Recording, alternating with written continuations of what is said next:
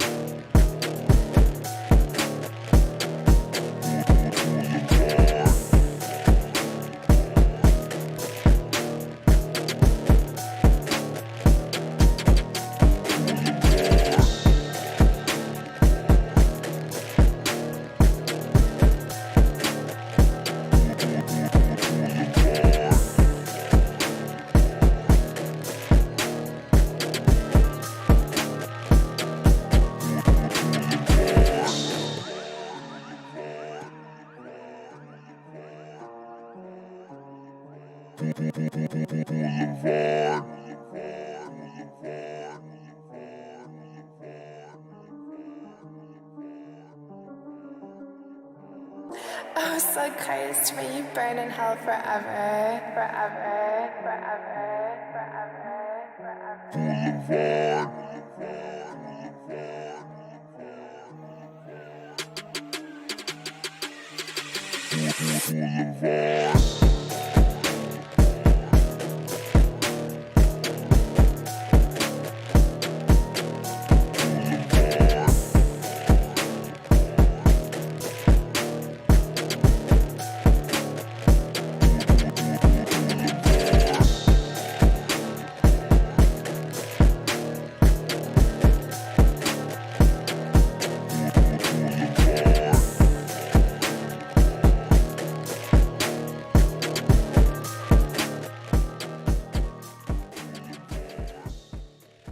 Hello, everyone, and welcome to Here Comes the Lame Wrestling Podcast with me, PK Finnerty, and Jedi Joe. Very, very happy, very elated Phillies fan in the house tonight. I couldn't find my hat. Good. So I hope that's a prelude of things to come. They won the wild card game in dramatic fashion, and now they're on to the National League Divisional Series. Yeah. Against the Braves, nonetheless, yes. Against the Braves, the tough Braves. Very tough. They beat the Braves. They're going to the World Series, so I don't think anyone in the NLCS would stop them like the Dodgers or who's the other team? The Diamondbacks? Diamondbacks are in it. Yeah, Hey, Dodgers, Diamondbacks. So let's just walk it back a second. This is, by the way, this is a wrestling podcast. We will be talking about WWE goings on. We're going to be talking about the AEW goings on. But we always start the show with a little therapy, a little sports gambling, baseball, football, video game therapy. So welcome. Thank you for joining us. That's the portion of the show that we're in. And Joe, let me tell you, I fucking once again hate the New York Mets. It was a good 16 months. Mm-hmm. Last year. What happened now? Dude, well, okay. The season's over. What happened? Well, the season was over in June. Yeah. But, so, we got this new owner. The whole thing with the old owners were that the Wilpons don't spend money. They were Bernie Madoff victims. They didn't have money to pay the contract. They paid Bobby Bonilla for like 25 years. It was like, oh yeah, I remember that. Yeah, they still are paying, dude. Bob, every year there's Bobby Bonilla Day where we send him like $2 million. Yeah, no bobblehead. We finally got a new owner. This guy Steve Cohen. Steve Cohen's like, I'm gonna be like George Steinbrenner. I'm a hedge fund bajillionaire. I'm going to spend money on the team. I love the Mets. Him and his fucking George Washington wooden teeth, okay? And everyone's calling him Uncle Stevie. Oh, Uncle Stevie signed Max Scherzer. Uncle Stevie this, Uncle Stevie that. And you know what? Yeah, he did sign a bunch of big free agents. And he signed Buck Showalter 2 years ago for a 3-year deal. Yo, this is going to be a World Series team. 3 years of trying super duper fucking hard, highest payroll in baseball for the World Series, right? Last year, we won 101 games. And because of baseball trying to compete with football and all the gimmicks of the 1-game playoff and the 3-game series, even though the Mets won 101 games, we got beat, any given Sunday, blah, blah, blah. Whatever. This year. Got to include every franchise now. This year we sign Justin Verlander. We spend money on pitching. We spend money on all these things. The Mets, listen, were they great? No. But they had a bad month. They had a bad June. Phillies had a bad 2.5 months, and they're fine. Right. Well, that's what I'm saying. It's a marathon, not a race. It's not the stock market, Steve Cohen. You know what I mean? These are people's freaking lives. And so in the middle of this season, they start trading off all their guys. Buck Showalter, the manager, is obviously being undercut by the GM, Billy Epler. They're looking for a new president of baseball operations. Season ended, 3 days ago? 2 days ago? Regular season? 2 days ago? No, like 5. It ended over the weekend. All right, so right before weekend. Around this time last week, they fired Buck Showalter. They told Buck Showalter, hey, we're going to give you a choice. Either resign or we're going to fire you. And this motherfucker, dude, this is an old school guy. He's like, fire me! I would never give up. I would never let my players think that I resigned or gave up. You're going to have to fucking fire me to get me out of this building. They're like, all right, well, you're fired. There's a new president of baseball operations. Gabe Kapler got fired too. Who's that? A lot of these owners don't give a shit anymore. They want to win. Dude. There's more spots to win now, so. Well, yeah. Oh, we just got to get in it. But you know what the sick thing is? Once they traded everybody, Joe, after the trading deadline, every team ahead of us lost like 6 or 7. Like the Marlins lost 7 games in a row. If we had just held the line, we would have been okay. Yeah. And anyway, so they hire a new president of baseball operations, and they fire the manager, but they don't fire the GM. So it's like, all right, well, we got this new president guy, some fucking baseball nerd, and Numbers, Moneyball. yeah. So the two Money Moneyball, mark. the GM, the evil GM, and now the president of baseball operations, they're going to get together and they're going to compare notes about next season. Manager search. As the Phillies Gabe Kapler. Imagine Gabe Kapler on the Mets. That'd be all right. As That the might Phillies hit a grand slam to make it into the National League Divisional Series, my fucking Mets are looking for a new manager. And then the evil GM resigned today out of nowhere. Shocking. Surprise resignation. I didn't see that. Yeah. Yeah, so I just think that this guy, Uncle Stevie, is an evil hedge fund fuck, and we're fucked. So that's where I'm at. How are you in the Phillies? You must have had a great night last night. Or was it today during the day? I win my bet on the game, but they won the game, so that's all that matters, right? Well, yeah. I did win on Monday Night Football, though. And the Eagles, too. Oh, Eagles crushed. Another Phillies team. I think if the Eagles and the Phillies both win championships this year, I'll get an Eagles-Phillies tattoo. Wow. Like the Philly fanatic. They both have to win. Philly fanatic like tongue-kissing an eagle, a bald eagle.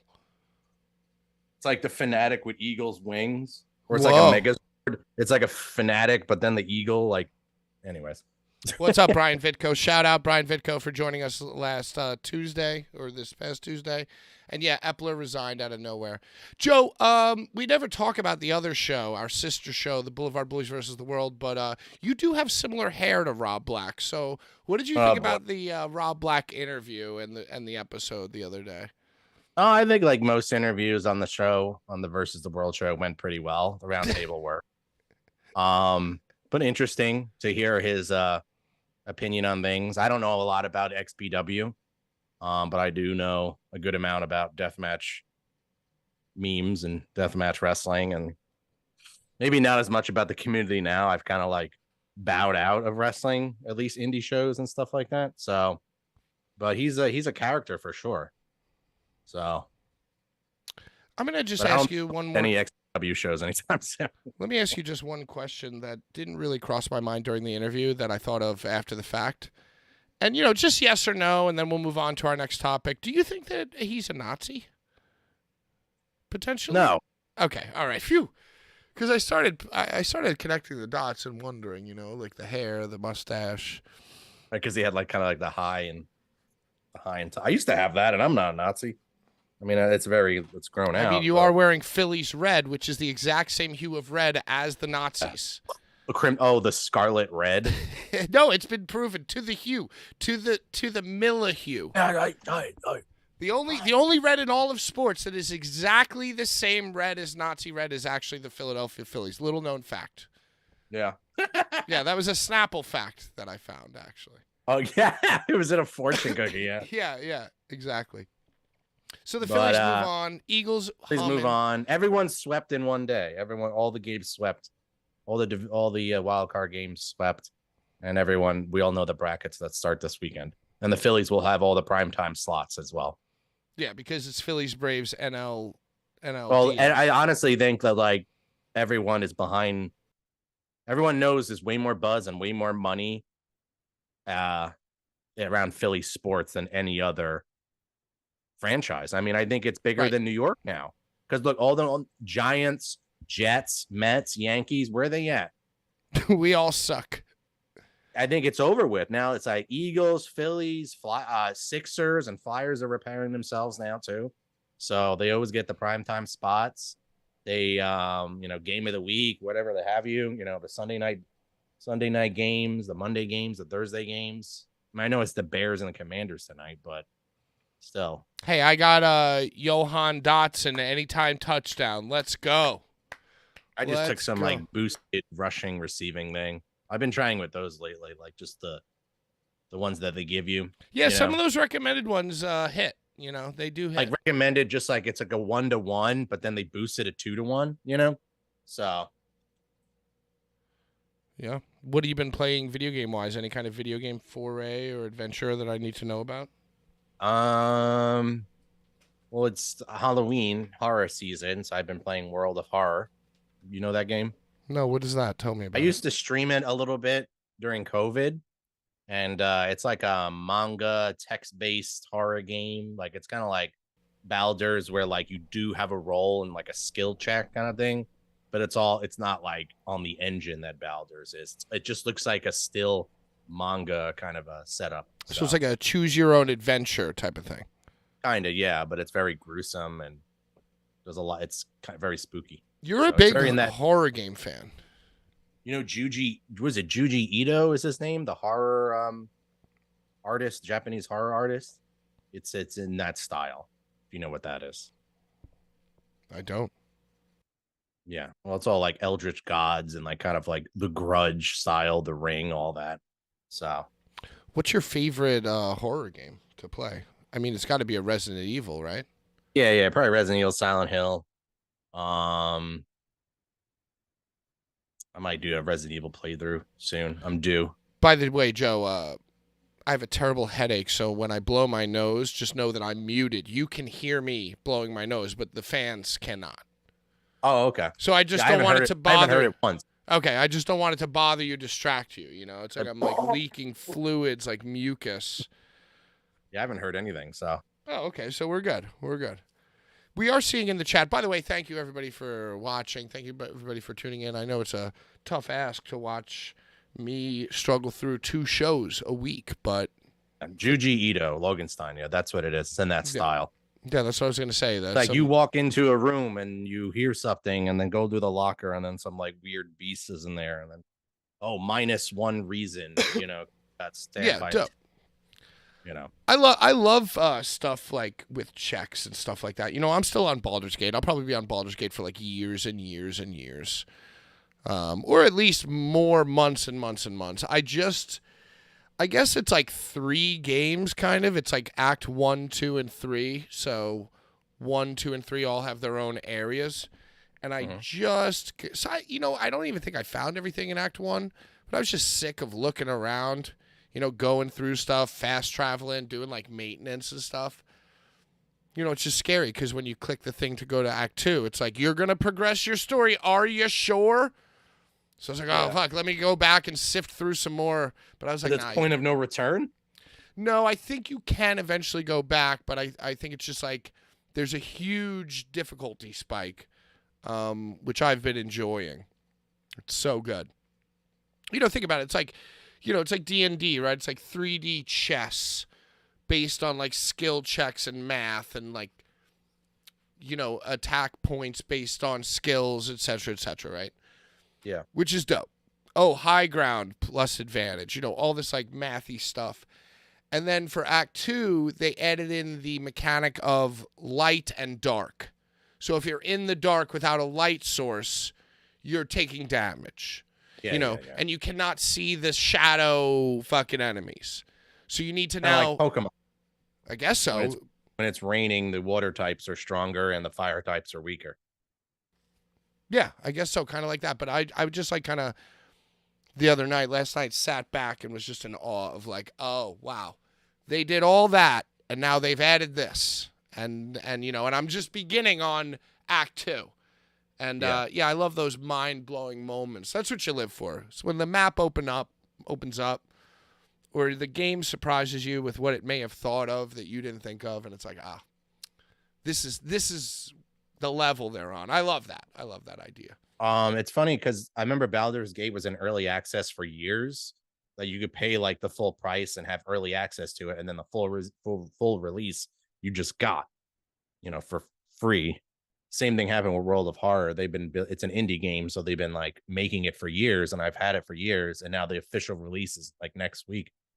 So, but it's you know, the game is practically finished, but there'll be more content, just like how, you know, Baldur's is. So were you part of the same community concept that was like texting them and on the Discord about World of Horror and how it should be improved? No, I never gave any input or anything like that. I didn't play it much. I was always streaming it. Some people didn't like streaming it. The game made them feel uncomfortable, actually. Uncomfortable? It is kind of creepy. It is pretty creepy. I was playing with my girl. I was making her read the text. And so she was creeped out? Yeah. She's like, what the hell? She's like, like Joe, guy open head and then like girl with the scissors and it's really creepy. So is that why there's an air mattress next to you? You made her play World of Horror and you've been sleeping in the basement? No, we had a guest over. So Oh, okay. All right. just Good. I don't know, shitty day, and I'd been sleeping all day, so I just haven't put it away yet. So All right, I just want to make sure because video games are great. They can be as good as great movies or great records that you constantly revisit. But this is going to be set up for Final Fantasy Rebirth. Oh, right. It's like, don't talk to me. I'm starting from the beginning. That's what I told her already. I was like, yo, so by the way, I was like, this game, February 29th, I'm going to lay low. Right. You're not going to see me for a few days. Anymore. Yeah. Not even a few days. I'm going to be out for like a few weeks. Now, are you going to start fresh and play part one again? Yeah, because I didn't play the Intergrade, the DLC yet, the Yuffie DLC. Oh, wow. I didn't even know there was Final Fantasy VII Remake DLC exists. Yeah, you play as Yuffie, the Wutai materia girl who like steals materia. Right. Kind of goofy. She has a partner who's a new character, and that's how the Intergrade, I guess, pun intended, with the synergy sort of team attacks and stuff, which are then also going to be in Rebirth, the new part. Now everyone has team attacks. Yo, that sounds dope. 7 Remake was awesome. They've been showing so much shit though, like, but I mean, like they've been showing so many clips and so much like of the combat and story and everything that I kind of had to stop. I started ignoring stuff, and at first I was thinking, oh, they're going to show so much stuff, but this is only going to be like 1% of the content because the game is going to be like Elden Ring big. It's 2 discs on a PS5. Yo, I love that. 2 I discs didn't know on a that. PS5. That's amazing. You saw how big it was. It was 3 discs. The original game was 3 discs on a PS1. Original was 4. And you know what? Yeah, the original was 4. I think it was 4. Look it up. I'm pretty sure it was 3. I think it was 7. 1 for each Final Fantasy. 1 was Midgar, majority of the content. 2nd was like all the good fucking content. And then 3 was just the Northern Crater with like Sephiroth. And like tying up loose ends. But see, I don't even know it like that. I don't even remember it like that. It's like I don't remember it. Like I remember it enough where as I'm playing the remake, I'm like, oh, I kind of remember this, like, but it's not like fresh on my mind like that. And I know that at one point you like traverse, and I guess that's where the second game is gonna pick up is where you're like you just leave Midgar, and now like the game is like starting. Yeah, but look at it this way: Midgar was only the first 2 or 3 hours of the original. So they made it into 60 hours of remake. So, they're saying this game is going to be at least 100 plus hours, maybe like 150 hours of content. Plus, who knows? There might be DLCs and stuff like that too. So, yo, I love that. And that's what, what? Good. Because hopefully Baldur's Gate and things of that nature put a spook into them where it's like, no, you got to deliver.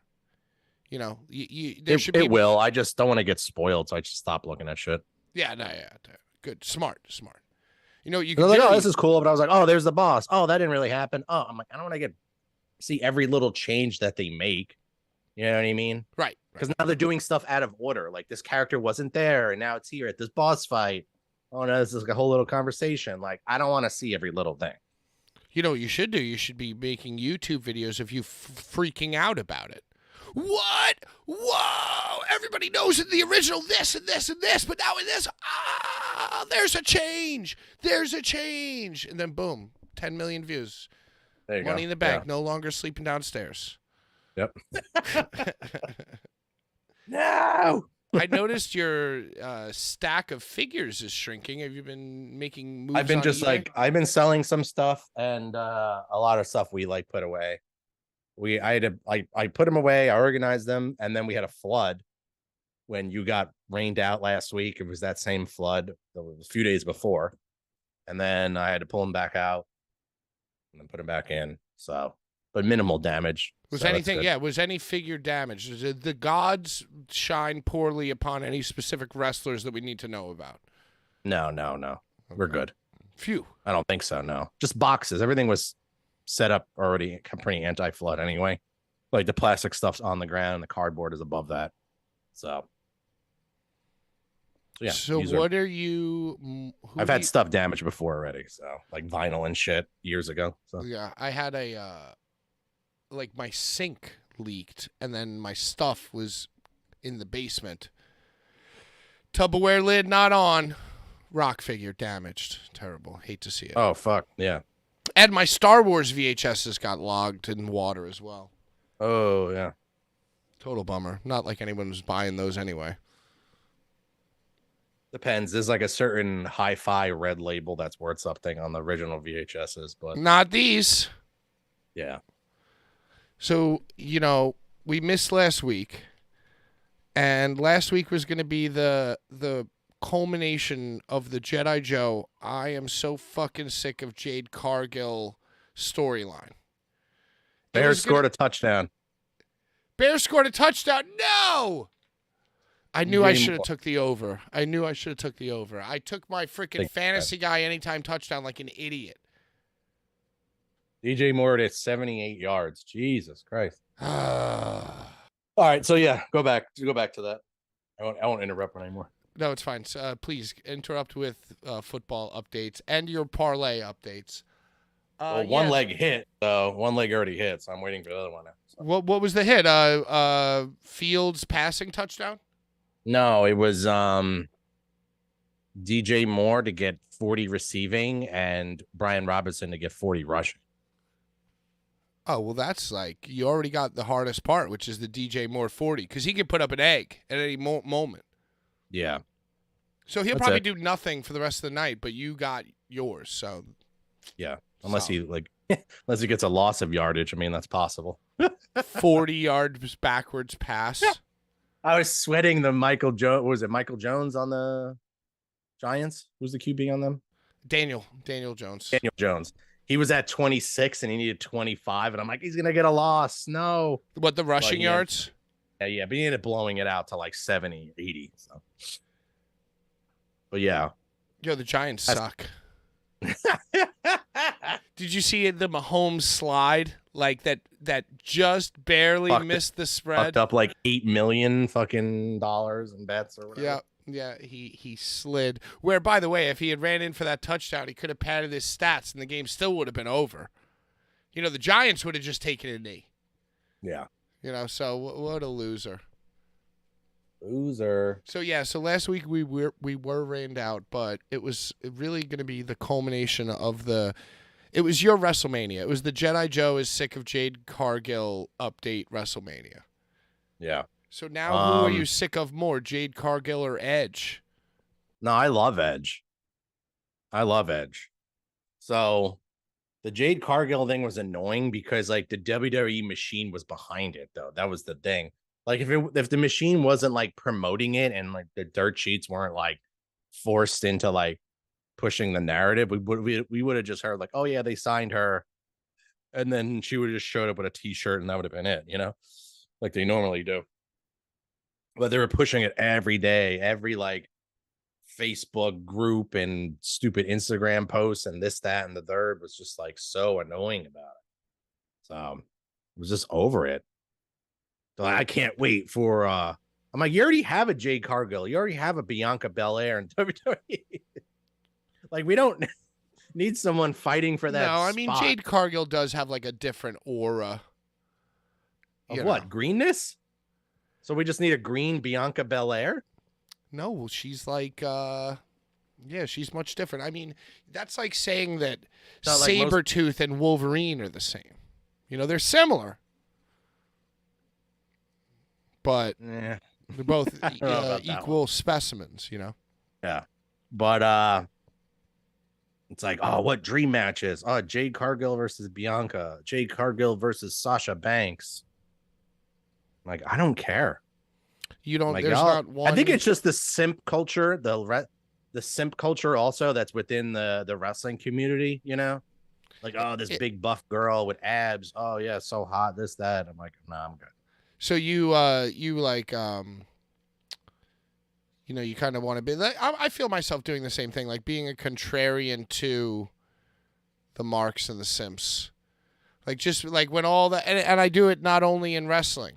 It's like whenever something comes up with like a lot of hype that all the marks and simps are all about, I just like I fucking hate that shit.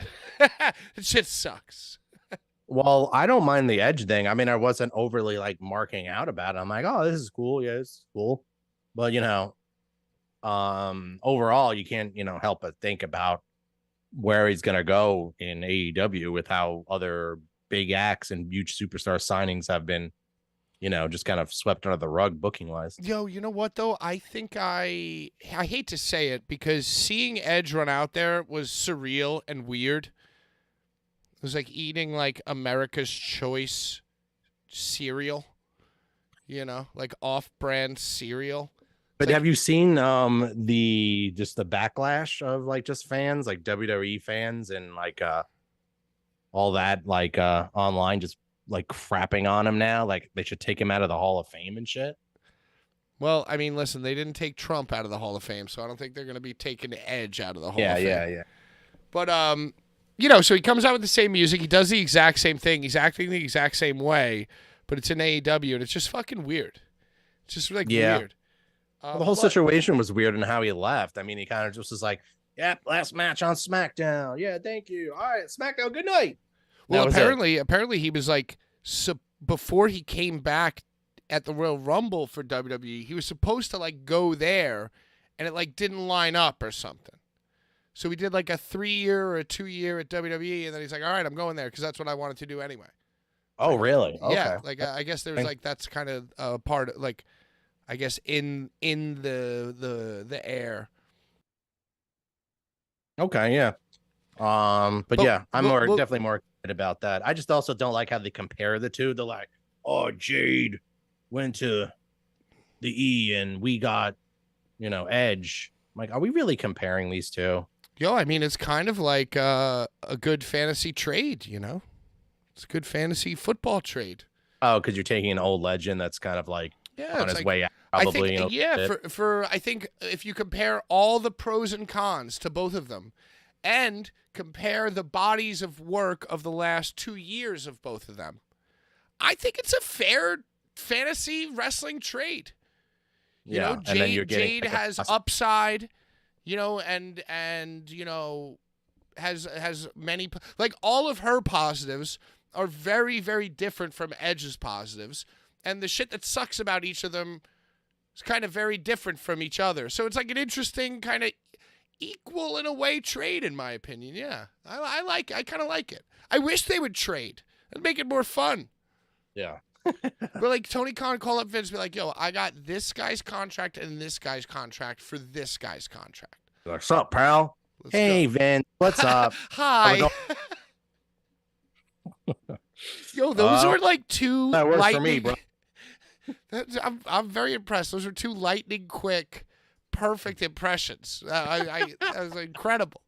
I felt like I was like the FBI listening in. It was so good. Hi. Yo, you told me I still haven't watched this. Okay, let's stop on AEW. AEW is hour 2.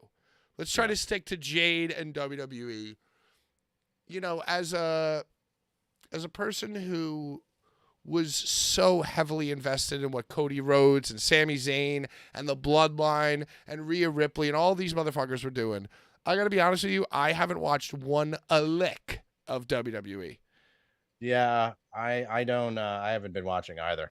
That makes 2 of us. I feel like just what I see online, like, the ripples that I get from my feed, it's like Cody Rhodes will be here to announce that Jey Uso will be on SmackDown.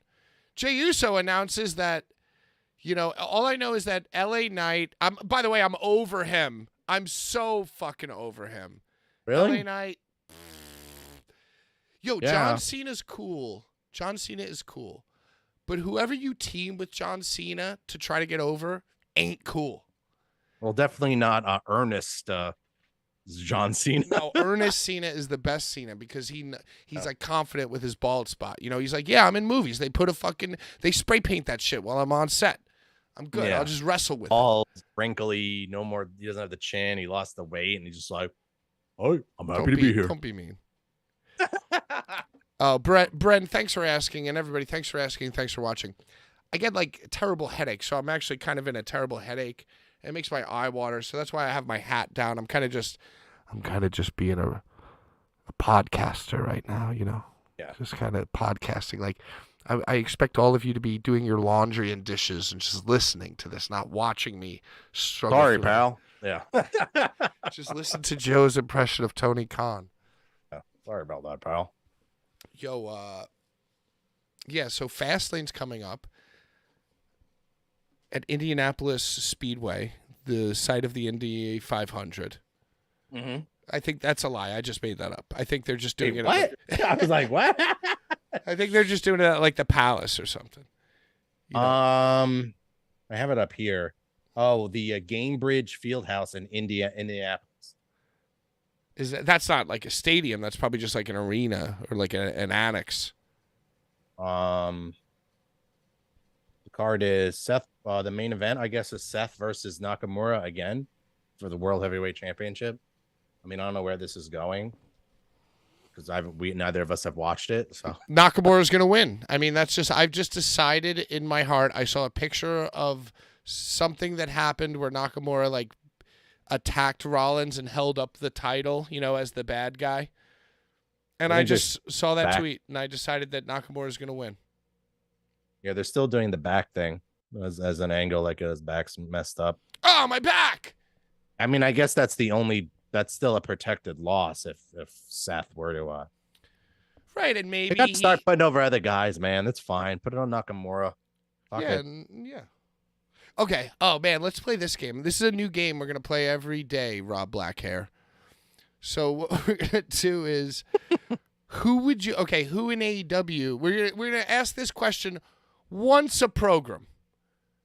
And by the way, if you have a question, if you want to get next week's trade discussion, you know, comment below. So I want to also have the Renee over under game too. We'll play that later. The Renee over under is so good. She was just wearing like a normal, like, she was just wearing like kindergarten teacher clothes today. She wasn't even like dressed up to be a person. You know, yeah, that triggered me even more because it looked like she just like rolled out of bed. Yeah, I just don't get it. What do they call her? Rambunctious Renee? Anyway, the something with an R. It's some kind of R. Oh, that ain't it, bro. All right, so. Oh, pal.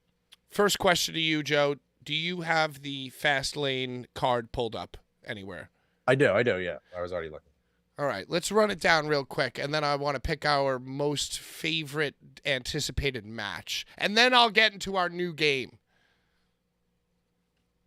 All right, I'll start from what presumably is the opener. The LWO versus Bobby Lashley and the Street Profits, which has absolutely no heat to it. This mark on this page is they already Lashley. Profits win. They already have I saw, once again, didn't watch the program, but videos online. They already have like Descent. You know, like the group has been formed. They all got suits, and like it's just moving so quick. There's already dissension in the ranks. Bobby Lashley's like already mad at them. Yeah. You know, so it's like, kind of don't care. You know, if they pretty easy to get angry when you're on that many steroids. When you don't have eyebrows.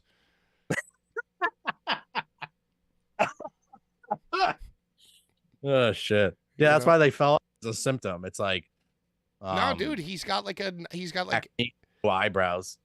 See, I have a completely different take. I don't think that he was a steroid guy who lost his eyebrows. I think that he lost his eyebrows at a very, very young age, and that drove him to become the man beast that he is today. Yeah. It's like short people trying to prove everyone wrong. You know, guy without eyebrows, man, that's unlimited power. Yeah. Unlimited power. Shit. 87 yards. Wait, what happened? Hold on. 87 yards what? 10-0 Bears. I don't know. Devin Moore has 87 yards now. So whatever. 10-0 Bears. God damn, I knew they scored a field goal. Bears scored a field goal somehow. We just need a few Johan Dotson catches on the Commanders. That's all we need. All right, next match. Oh, it was a fumble recovery, so they went back down and then. You know what? I'm gonna look at my phone. It's gonna upset me. I'm sure that if Johan Dotson has negative fantasy points, that means he's the motherfucker who fumbled. All right, it's I just said- zero. Just zero. Just zero. D Pain. Io Sky versus Asuka versus Charlotte Flair for the Dope. WWE Women's Championship. You know, I love all Might three be of all right. those names. Love all three of those names, but I just feel like it sounds like the same thing they've been doing for like 6 months. Yeah, because they'll just like, this has got no heat. Just throw Charlotte in there. That's usually what happens. Or Io it's like Sky's Charlotte awesome. Charlotte needs something to do, but we don't want to beat Charlotte. So like someone they could just put the belt on somebody else without like beating Charlotte. Right. So Or one of the two Japanese ladies takes the pin. Yeah, like Io can like pin Asuka, or Asuka can pin Io, and then it's just like Charlotte will just be there to have something to do. Makes sense. I mean, they should give her something to do. Undisputed WWE Tag Team Championship, the Judgment Day, Finn Balor and Damian Priest versus Cody Rhodes and Jey Uso. It's kind of weird, but I guess For the Cody tag needs- titles. Yeah, that's for the tag titles. The undisputed. So the two red belts and the two blue ones. The 4 belts. Yeah, they link them up, Cody just needs something to do. I mean, this is just gonna probably go on. Maybe Jey Uso stuff's gonna go on to the end of the year, with him, because Well, yeah. they need to build Jey up, to be someone that can, that shows up in the Royal Rumble, and you can give him, some sort of credibility to maybe actually winning. Yo, doesn't Roman return this Friday? Is that when he's returning? I This think Friday? it's either this Friday or next Friday he's coming back. Because the fast lane is Saturday, so And, Jimmy Uso's been acting like the leader of the bloodline. oh yeah, he's like, I gotta call the tribal chief. Right, and he, like, put his hand out Heyman. to Heyman like the way that Roman would. And then, like, Oh. so, like, like how Roman, like, very dramatically puts his hand out for Heyman to, like, hand him the mic. So like Jimmy did that, and Paul was like frozen, like looking at him, and then they like cut to like Solo being like, huh? And then and Jimmy's like looking at him, and he's got his hand out, and then he goes, I'm just kidding. Snatch the mic right from him. Like it was like a double swerve. He's like, he did the thing, and he's like, I'm just kidding, but then he snatched the shit from him anyway. It was kind of Yes, interesting. So, Yes, yo, my tribal. Yes, listen, my I tribal. mean, I am one of the few people who supported Cody losing at Mania. And I believe in Paul, and I believe in Roman, and I believe that, how you remember Heyman came out and said 3rd inning, and then like Cody came out and said, Yeah. well, actually 6th inning. Well, guess what, Joe? The other day, that's when the Phillies hit their fucking grand salami in the 6th inning. So I'm just saying that, like, Big things happen in the 6th and the 7th inning. is the battle are the individual battles that are happening currently in the storyline good? Not necessarily, but they do need to kill time until the next major thing. So the pieces are still in a way where Cody's interacting with Jay, and Sammy and Kevin are kind of still involved in a way too. And like, cause Kevin's like sick of hearing about it. And then you got Jimmy acting like the guy. You still got the tension that existed between Solo and Roman. Paul's still a genius. Roman is like, and I think it's great that Roman disappears for like weeks at a time. It's smart. Nobody in wrestling, not even MJF, disappears for weeks and weeks at a time. Like, Wasn't I think, there an injury or something with Roman? oh yeah, I think that might have been the case. But he can But he still was anyway, so it doesn't even matter. right. He just comes out in his sweatpants anyway. Jordans or something. Maybe he got some new plastic surgery. Maybe he got like 6-pack ab implants. Yeah, he's gonna come back. He's gonna come back looking like Charlotte Flair. Anyway, just long story short, in regards to the Cody and Uso tag match, whether they win the titles or not, yes, it's kind of lame right now, but I just trust in the pieces being in place, and I trust in the plan of those guys. I think all those guys combined really care about making good TV, and I think that they'll deliver if the WWE stays out of their way enough. Well, I mean, now we don't know creatively what's really going on with the merger, and now The Rock is also involved. I think they're rumoring The Rock is going to be involved in Rumble and in the Elimination Chamber in Australia. Is that confirmed? I don't know. It's just rumors. Well, I mean, it would make sense. And, I mean, they have to sell out 3 straight, technically 4 straight large stadium shows. You're talking Rumble and Tampa Bay Rays Tropicana Field, Australia, the Giant Soccer Stadium, and then 2 nights of Mania. I could see The Rock in Australia with WWE. I could totally see that. Maybe and The Rock, I think the writers and the writers and the production people settled, but I think the actors are still out. There's some sort of like discussion stuff still going on. It's not completely like not everyone's back to work. I mean, the writers were always writing; they just weren't getting paid, probably. It's a little different. Like the actors are waiting for the scripts, where so like the writers are just sitting at home not working but still writing. Yeah, I don't know enough about that either. I mean, you would think like they're not just protesting all day.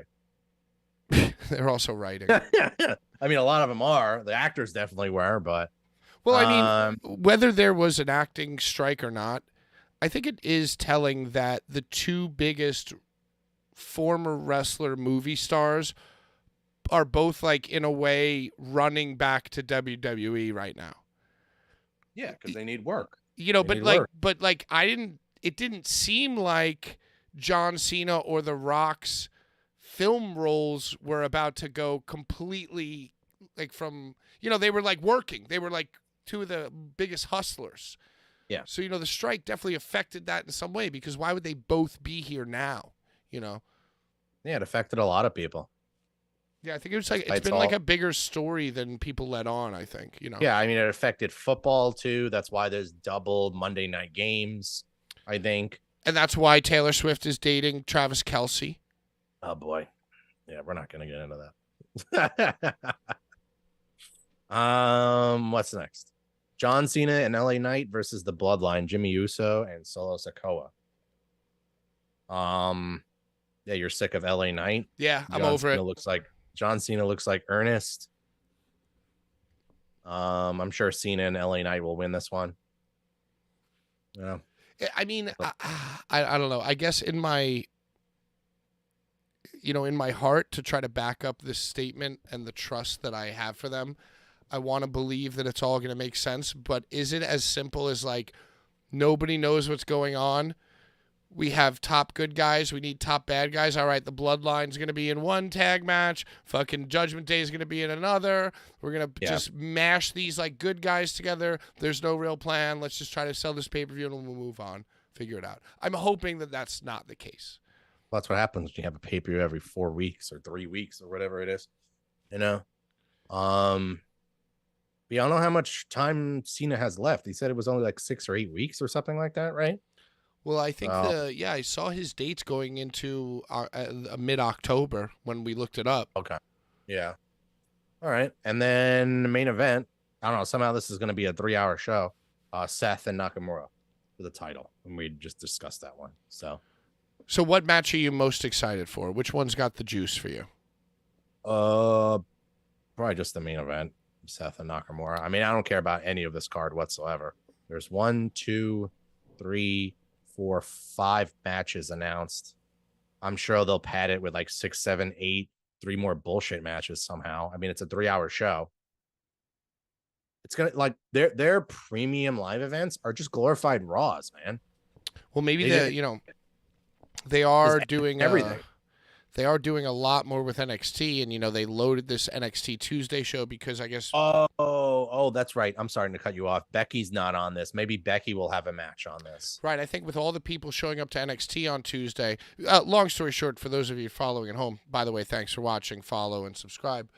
I guess baseball is going to be on TBS on Wednesday night, so AEW moved to Tuesday, and in response, WWE has John Cena and like who else? It's like a million people are gonna be at NXT on Tuesday to try to beat them in the ratings. I've seen so many fake Photoshop images. I can't even tell which ones are actually legitimate. Oh, so maybe I'm bugging. Maybe I just have been thinking that because No, Cena definitely is. right. No, because, they're definitely stacking it. It's like Cena. Well, Becky's been there. Becky's been there. I can maybe someone in chat can help, but I'm pretty sure I've seen. Like I saw one that was like Undertaker, Roman. I'm like, hell yeah! I saw. Have you like, seen come the on. meme of Triple H being like, "Hey, I know Survivor Series in the Chicago, but are you free on Tuesday?" yeah. Yeah, it's, Triple H on the phone, presumably with CM Punk. I could look Well, it up anyway, real- what I'm saying is that if they're stacking that show, no, because you said that's next week, so that's after Fastlane. Oh, Cody's gonna make. Yeah, it's after Fastlane, so Cody's making an announcement. Oh, so it doesn't matter. So none of what I just said none of Tuesday could set up Fastlane. No, none of it will. There's so an I was wrong. NXT Women's Breakout Tournament. Becky is the NXT Women's Champion, and Dominic Mysterio is a North American Championship. He got the Thank belt God. back, Thank God, dude. and they'll appear. Rhea Asuka basically told him. Rhea was like, "Yo, if you don't win, we're breaking up." And by the skin of his teeth, thank God. Hey, way to go, Dom. Way to go. Way to keep it going, dude. Woo. That was a Asuka close versus one. Roxanne Perez. So Asuka's going to be on this show. Cody Rhodes will deliver a major announcement. Carmelo Hayes with John Cena versus Braun Breaker with Paul Heyman. Wow, Paul Heyman's going to be in a tag match. Awesome. That's awesome. Probably Yeah, solo. so He'll come out with solo. Heyman, Asuka, Cena, Cody, Becky, Dom. That's wild. A major, and I wonder what the major announcement is. Who? Maybe, By Cody? Yeah, maybe he's going to go there and Introduce Jade Cargill? oh no. Yo, let's go! Those two have never done anything other than make magic on screen together. Change subject quick. DJ Moore, 126 yards. No, come on! Yeah. And the other guy need to get 40 still has 5 with 3 carries. All right, You it's have only him on your fantasy team? no. I wish I have the Washington receiver, second year receiver, Johan Dotson, number 1. Oh, okay. Yeah, they haven't done anything. I don't think they even possess the ball. No, I'm not liking this. I'm not liking the outlook here. Yeah, they haven't done anything.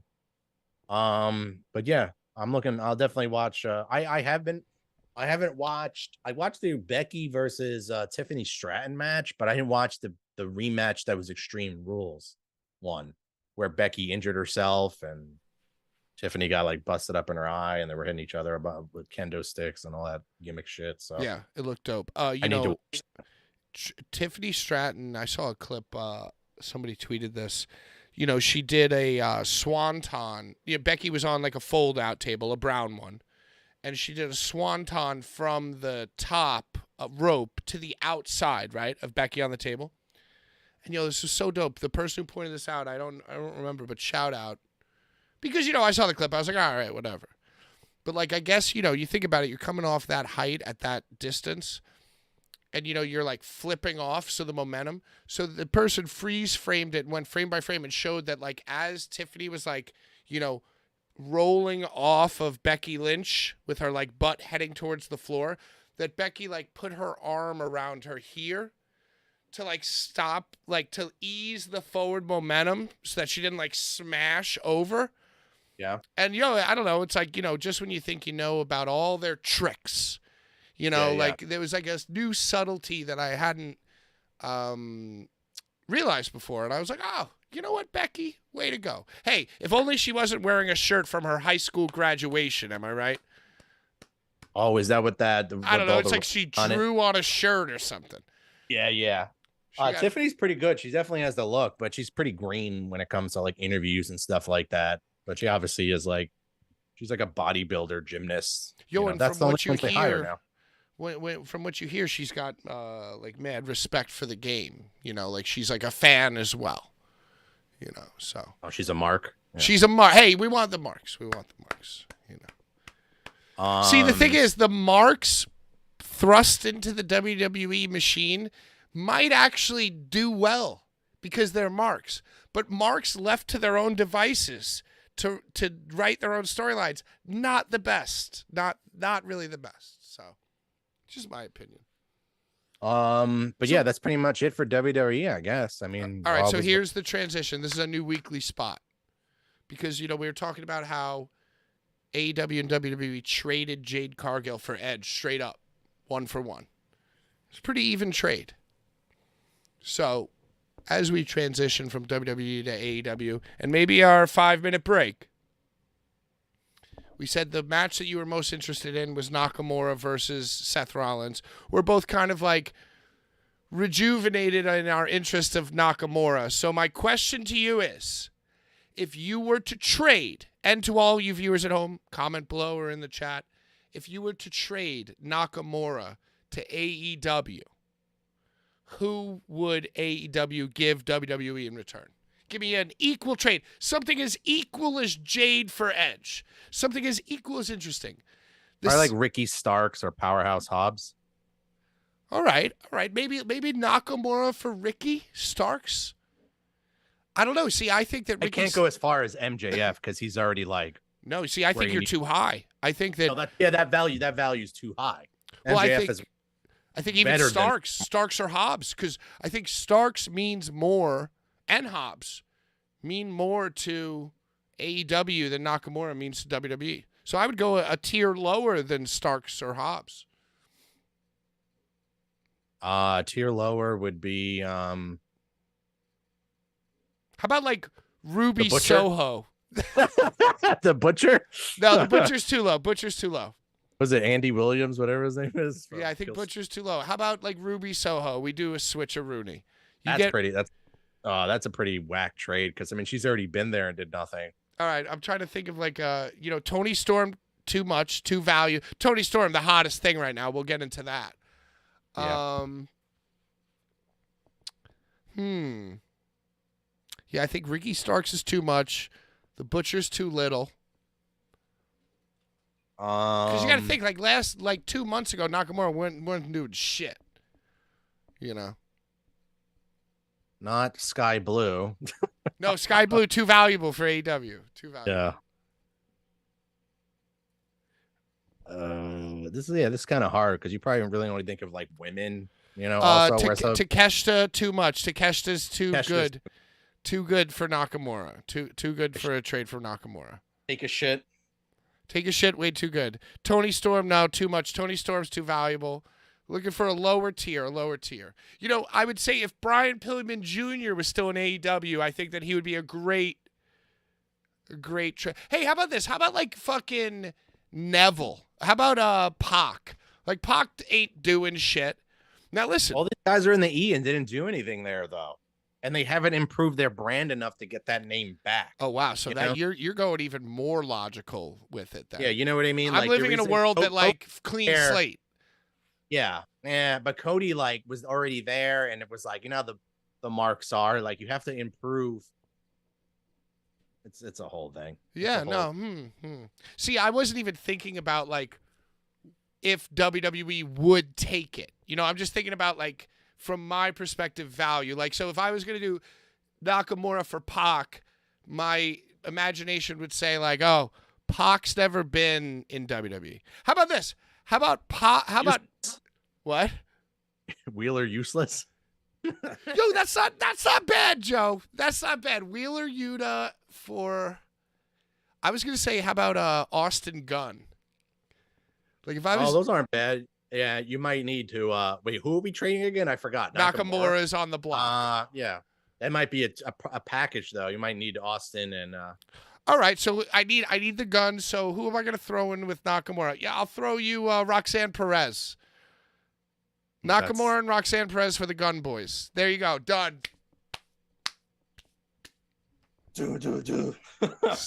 Send those contracts over, dude. Triple H spit the Triple H entrance when they spit the water. Yeah. Yo, but you know what? They are. I mean, Juice Robinson is fucking awesome. Yeah. Did you hear? Did you watch it? Okay, so do you want to do Is Wrestle technically Dream? AEW contracted though? I don't know, Or is but he, he's my like New favorite. Japan. Dude, I news? mean, who would I trade Juice Robinson? If I was AEW and WWE called me and were like, yo, we want to issue you a trade straight up for Juice Robinson. If I was AEW, I'd say I'm accepting no one less than LA Knight. Yeah. That's like my prospect. That's my guy, Juice. You know, it's like, so like, yo, if you want Juice, that trade is LA Knight or better. Give me the Miz. Sorry, I'm on my phone trying to look if there's a DraftKings bracket for this pay-per-view, but I don't think so. They haven't been doing them for lately. When was the last time we did that? They definitely didn't do Wrestle Dream, I don't think. We did that for We did it. We like all for both WWE and AEW. The only time we've ever done this on the air was for this show. For Here Comes the Lame was All Out. Right. In which you constantly. That was the Orange Cassidy screw job with the kicks. Right. Yo, you are much better at those pools than I am. You're like Mr. I mean, 19 I also cents. bet every fucking day too, and I know the memes. He knows the memes, ladies. I've lost a lot, so I know how I try to cut my losses. You know, the old schools would read the tea leaves. Now you gotta read the memes. You gotta sense the energy in the memes. Yep. Do you need to take a break? Or you want to just keep going? Let's take 5. I have a terrible headache, but we're powering through. It's been a good show. Yep. WWE. Pretty good company, you know, good show. Check it out if you have a minute.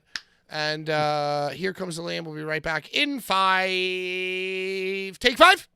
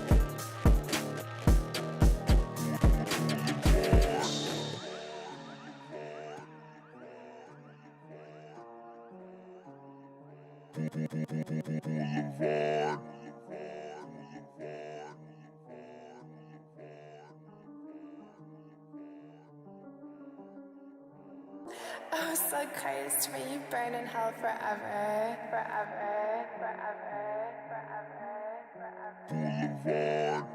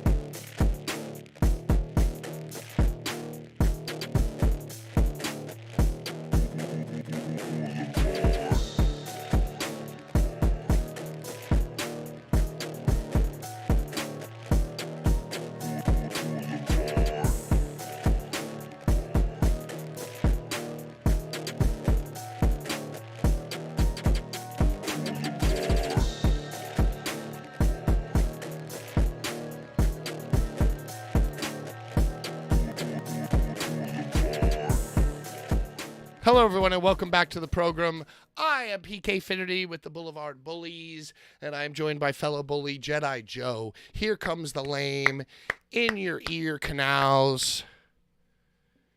We covered WWE in the first hour. I want to ask you a question, Joe.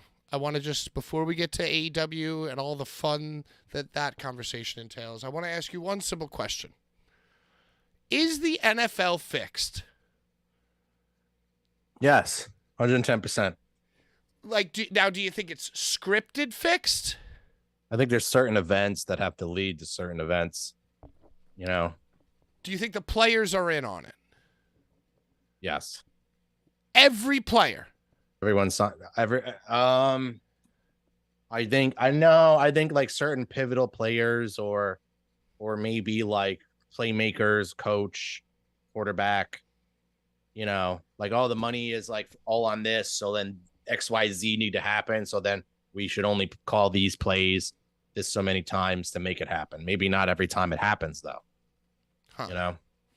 I mean, you know what I was thinking about while I was having my senior moment is I was thinking about the $80 million that shifted because Patrick Mahomes didn't do what he was born to do, which is run into the end zone for a touchdown. He's running the whole game, and then he gets to the end zone, and then he's like, you know what? I'm a slide and then go like this. Oh, I hated that. That was maybe one of my most hated poses in all of the history of sports. I don't like Patrick Mahomes. He Randy obvious. Ortoned it. He Randy Ortoned it. Dun, dun, dun, dun, dun. Yeah. Okay, so, you know, and the crazy thing is, you know, I've been into conspiracy theories since like early 2000s, you know, maybe even before that. And, you know, one of the theories, one of the concepts is that, like, you know, whoever they are, you know, the real truth. Illuminati? Yeah, or whoever, you know. The real truth is that we actually are living in a simulation. And the reason why a movie like The Matrix that's so close to the truth comes out is that when you're a person who realistically tells another person on the street, you know, we're living in the Matrix, then somebody would say to you, oh, you just watch too many movies. You know, it's like programming. Yeah. So it's that's like how they make commercials now. Well, that's exactly what the NFL did this year. Yeah. They, one player came out and said the NFL was scripted. So now their entire ad campaign this year is like, oh, yeah, we're scripted. Ha, ha, ha, ha. Here's a commercial. Yeah. Here's a commercial with all the key players, just like you said, Justin Jefferson, Mahomes, DK Metcalf. They're all sitting around a table and fucking Keenan Peele or whatever the fuck are like going over the script of the season. So, you know, I'm not saying whatever, but, you know, that very easy to understand concept of like when the public gets too close to the truth, you know, Monsters Inc. There are interdimensional creatures fueled by our fuel, you know, fueled by our fear. You know, that's a very classic conspiracy theory. And then, well, when you say that to a layman, a civilian, they go like, oh yeah, Monsters Inc. Get out of here, crazy man, Matrix boy, too much sci-fi, touch grass, they say. Touch grass, goated, yeah, Riz, this and that, whatever. Yeah, no cap, all Riz. Yeah, so yeah, you know, I don't know if it's. I just think that would mean that all of football throughout your whole life would have to be scripted, and I don't think high school football scripted. I don't think it became scripted until like maybe some time ago. Like when the gambling. When sports books, once they started changing the rules. Right, because now we can decide what's a catch and what's not based on minutia. So anything can or cannot be based on the time of the game and the spread. Yeah, the ruling on the field stands. This shit is a fix. So I don't know. I'm having a hard time believing that you can commit every NFL player to the. I don't think it's every player. Like I say, they can like be like, oh, everyone thinks they're gonna pass to AJ Brown this today, and they'll just like everyone puts their money on, or everyone said put your money on the spread because it's the Chiefs and they're the champs, and then you go do something like that, you know, or it's like call all these. Everyone's thinking this receiver is gonna get it, or it's gonna be a passing game. And then it's always like a rushing game or. Yeah, you know, that makes a lot more sense. Because my theory was going to be it's the owners and the referees and maybe the coaches. But my stance was going to be that none of the players know. But you know what, Joe? I look at Patrick Mahomes' beady, Nephilim, Illuminati eyes. This and think about helmet, it. And think about it. Helmet. Because he's a fucking alien. And think about it. His dad. He's got like Marvin the Martian head. So his dad was a pro athlete, you know, in a big city. So maybe there wasn't a grand global league-wide conspiracy for his dad, but his dad must have smartened him up like, yo, you know, there's more money to be made if you know what I mean. Wink, wink. These motherfuckers, dude. And to think that I drafted Johan Dotson on my fantasy football team. $50 down the drain. All right, let's Now get Taylor into Swift's involved. Right, which makes it even more conspiracy-y feeling. And by the way, oh my God, dude. Okay, I'm sorry. I know this is a wrestling podcast, but did you hear that, so I saw on Twitter somebody said, okay, Travis Kelce starts dating Taylor Swift. Taylor Swift brings in 10 million new viewers. It's the highest rated Sunday Night Football game since the last Super Bowl, right? Yeah. It's the highest rated football game since the last Super Bowl because Taylor Swift's in attendance. It's in New York. And guess what? It's the day, it's the week that Pfizer is releasing their new commercials for their vaccinations. And guess who the spokesperson is? Travis Kelce. Travis Kelce. I don't know, dude. So it's like, and the Jets win the punt return, walk-off victory on 9/11. So it's like conspiracy on top of conspiracy on top of conspiracy. And did you hear that Aaron Rodgers called Kelce Mr. Pfizer? Yeah, I think I saw Which is that, great because Aaron Rodgers is an anti-vax guy.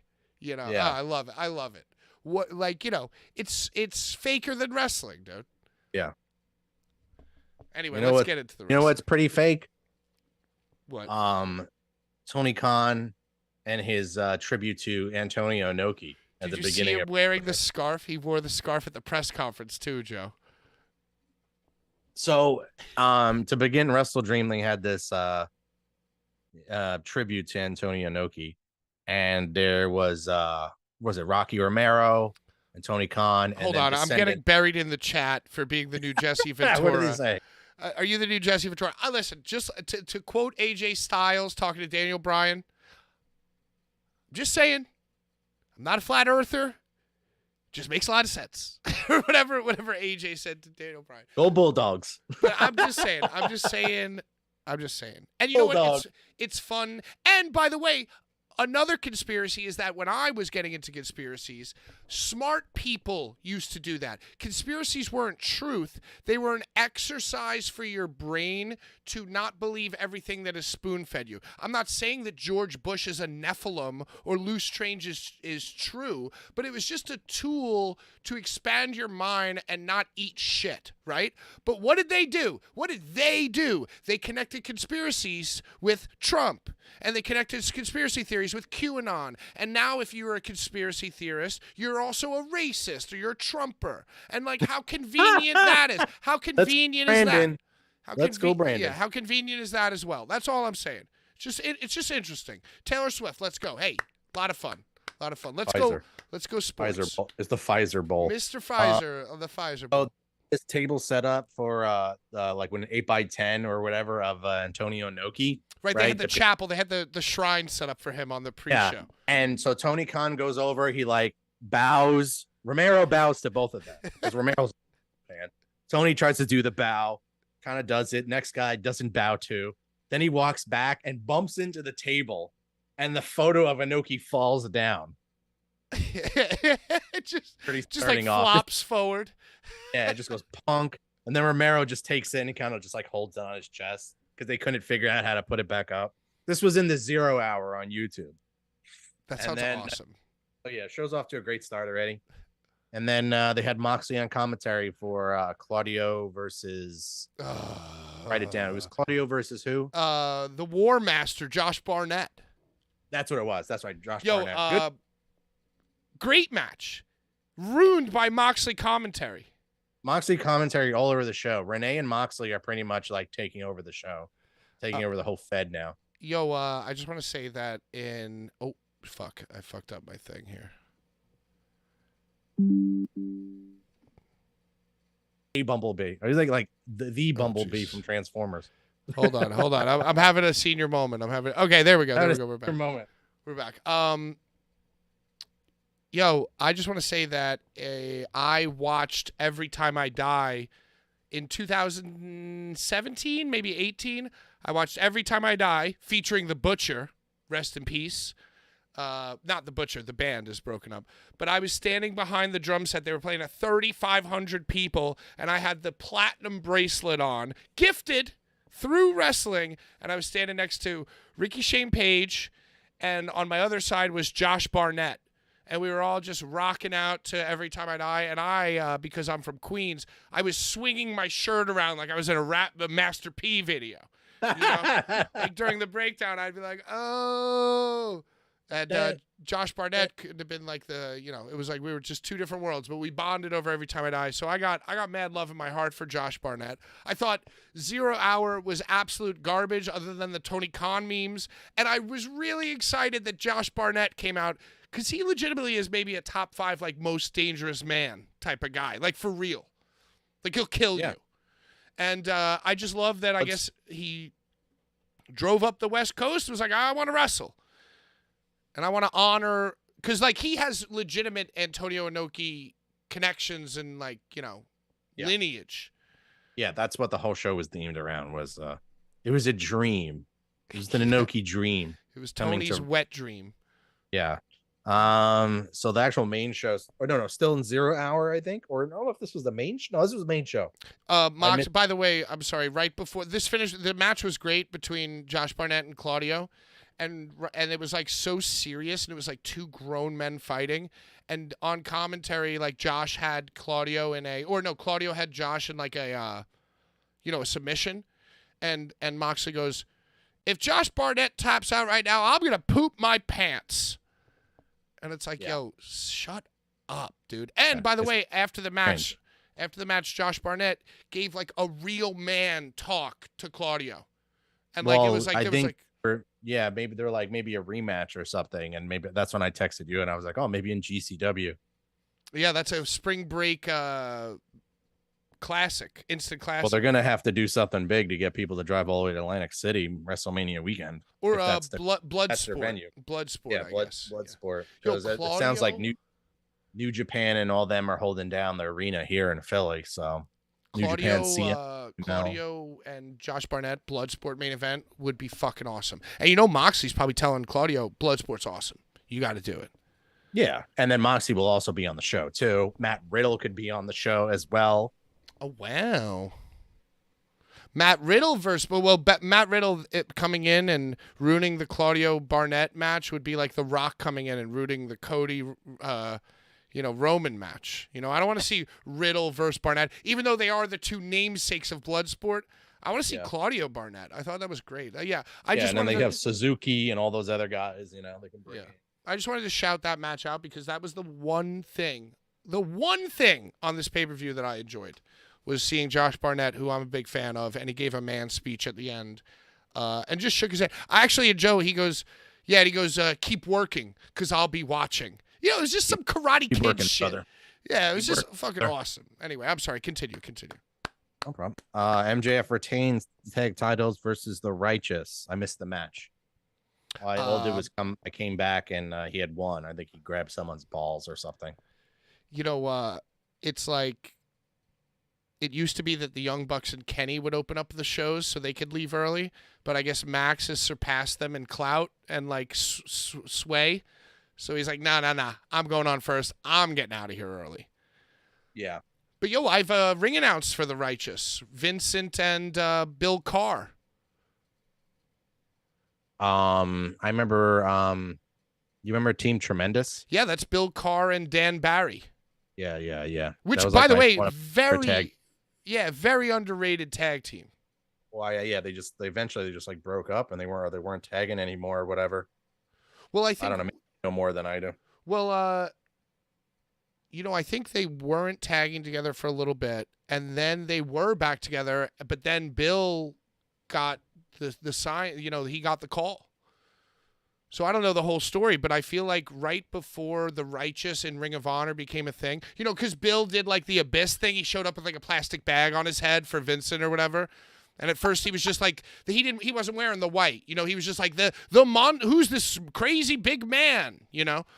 But I think right before that, Bill and Dan were like doing shit. Yeah. Team Tremendous, awesome tag team. Bill Carr, awesome wrestler. Vincent, awesome heavy metal loving horror movie excited about guy. And you know, I was very happy. I didn't see the match either, but I was very happy to hear Jim Cornette rain praise down upon Bill Carr. Compared him to Big Boss Man. Yeah, because he was like kind of like Big Boss Man, but would do dives and shit. Yeah, no, he's fucking dope. And I think The Righteous is dope. And I did see the highlights where MJF basically came out. This is like fucking brilliant. He came out and said, I'm going to body slam the one guy onto the other, and then I'm going to shove your head up the other guy's butt. And they basically, you know, built the whole match around those comments, which I just think is fucking brilliant, you know? Yeah, I mean, that's actual, you know, when you promote it and it's lingering in the fan's mind, in the audience's mind, you know, and then you actually do it or build to it, it's storytelling, you know? Right. But you know, in a good way, in a way that doesn't make me vomit in my mouth, like long-term storytelling. Like We'll get to all that. Yeah. All right. Keep going. Eddie Kingston defeats Shibata in a very solid, strong style match. Burger King in Newport's. Eddie Kingston. Let's go. Did you see that match? Did you see this one? No, I did not. I thought Eddie Um, Kingston was hurt. I didn't even realize he was going to be on this show. I think he said he wasn't doing any more indies. Oh, that's right. So Yeah, because he only does his AEW bookings. The Bucks retain in a 4-corner tag match. That was also a very good match. Typical 4-corner tag. But Bucks now becoming kind of a little underrated in a way. well, they've still are them and Omega are still in Punk's shadow. Yeah. I think they're still there. They've lost a lot of their value in their brand has gone down a lot since that. You know, I hate seeing them on TV, but I love watching them wrestle. Does that make sense? No, it does. Yeah. Like if I was playing a video game, I would always skip their cutscenes and I would always skip their entrances. But once they're just guys with tights and hair flying around the ring, I find myself appreciating them more because I think they're doing a little bit less. They're just wrestling kind of. Like, and we'll get to AEW Dynamite. I thought both of their singles matches the last 2 weeks were kind of dope. So it's like, if they I think the answer is to shut up and wrestle. Yeah, they got Nick back in singles now too. Yeah. So that's good. And you know, it sucks for Kenny because Kenny is now stuck with Jericho. But at least the Young Bucks, they seem like they're just kind of wrestling, you know, like which makes me like them more because that's why I like them to begin with, you know. So yeah. It's I have a note here. Long road. It's hard to remember some of these pay-per-view notes because like I had the notes written days ago, but I wrote Tony Schiavone is still awful on mic. Just the randomly. Worst. Must have said. I think he said something and was like, and that's a good thing. Like just didn't know what to fucking say, and I just wrote down Tony Schiavone. Tony Schiavone is awful on the mic. Still killing it. Swerve defeats Adam Page. Great match, and Nana is getting the dance really over. Oh, the dance is so over that I'm now over it. I'm now, you know, I was because now it's like he's literally walking in front of him during the entrance. He has to, right. And it's like this big serious entrance where like Swerve is in the match of his career and he's like an evil, violent man in like a trench coat and like he's got his like crew and he's got his mogul embassy and Prince Nana's just going like this. Yeah, it's going to be a little too much to me. Now he's getting like hypnotized. I don't understand what the approach is with that. They're super serious and like the embassy's all looking at Nana like, why are you all dancing about? And the fans, they're gonna kick Nana out, I think. All right, here's a question for you: what babyface in AEW, or you know any wrestler? Because if Nana gets kicked out, he's gonna be the biggest babyface in the mid card. So who will Nana manage? Wardlow. Who will Nana manage to success? I mean, Wardlow probably needs a manager, yeah, now that he's back. Yo, and like maybe the storyline is like Nana tries to get him to do the dance for like weeks and weeks and weeks, and like Wardlow never does it. And it's like, come on, Wardlow, like swerve when you drive. You swerve when you know, and he's like, get the fuck out of here. And then finally Wardlow does it, big pop. There you go, boom. Just wrote it for her. Hug it out. Hug it out. That sounds like hug it out to me.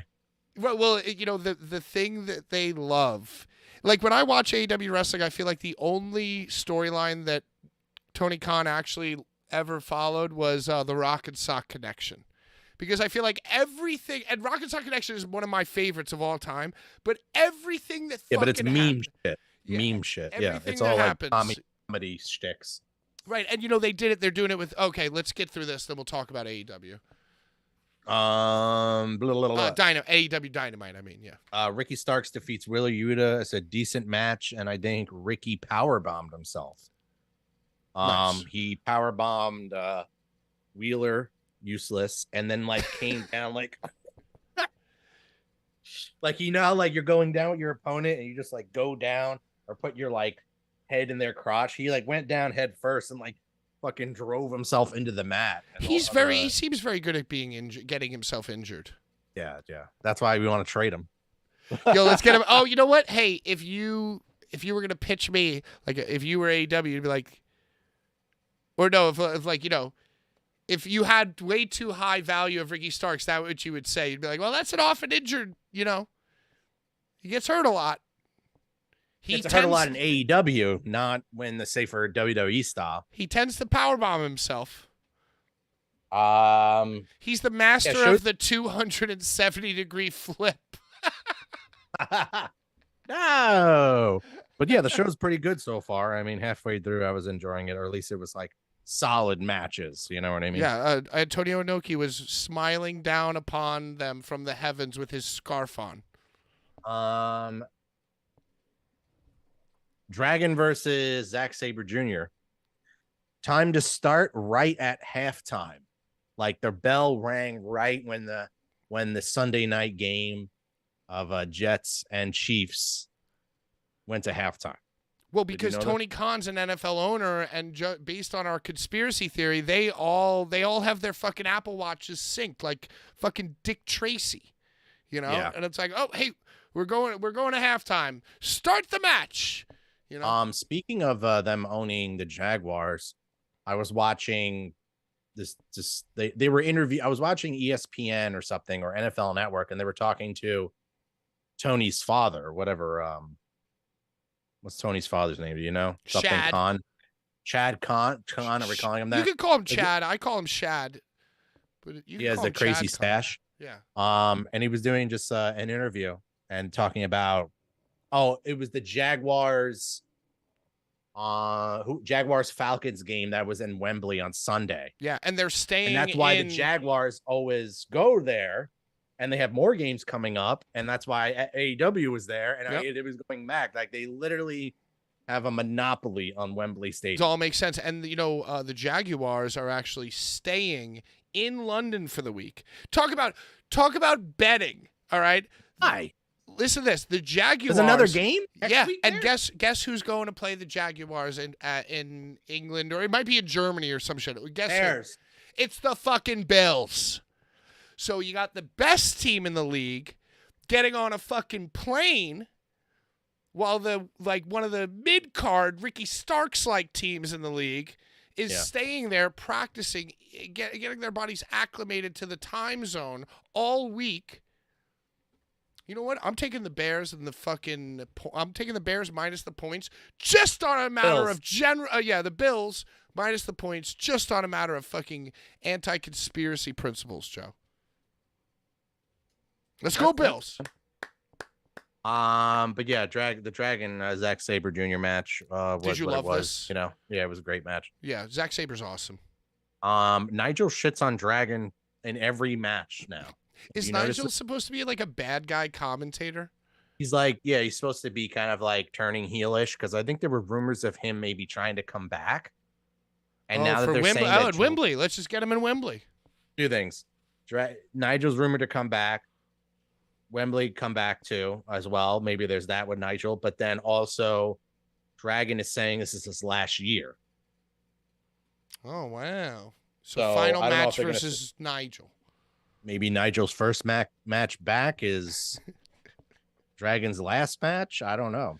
I mean, I think that if Daniel Dragon Garcia, Brian Danielson, I think that if his last match is against anybody other than The Miz, then, I don't want to see it.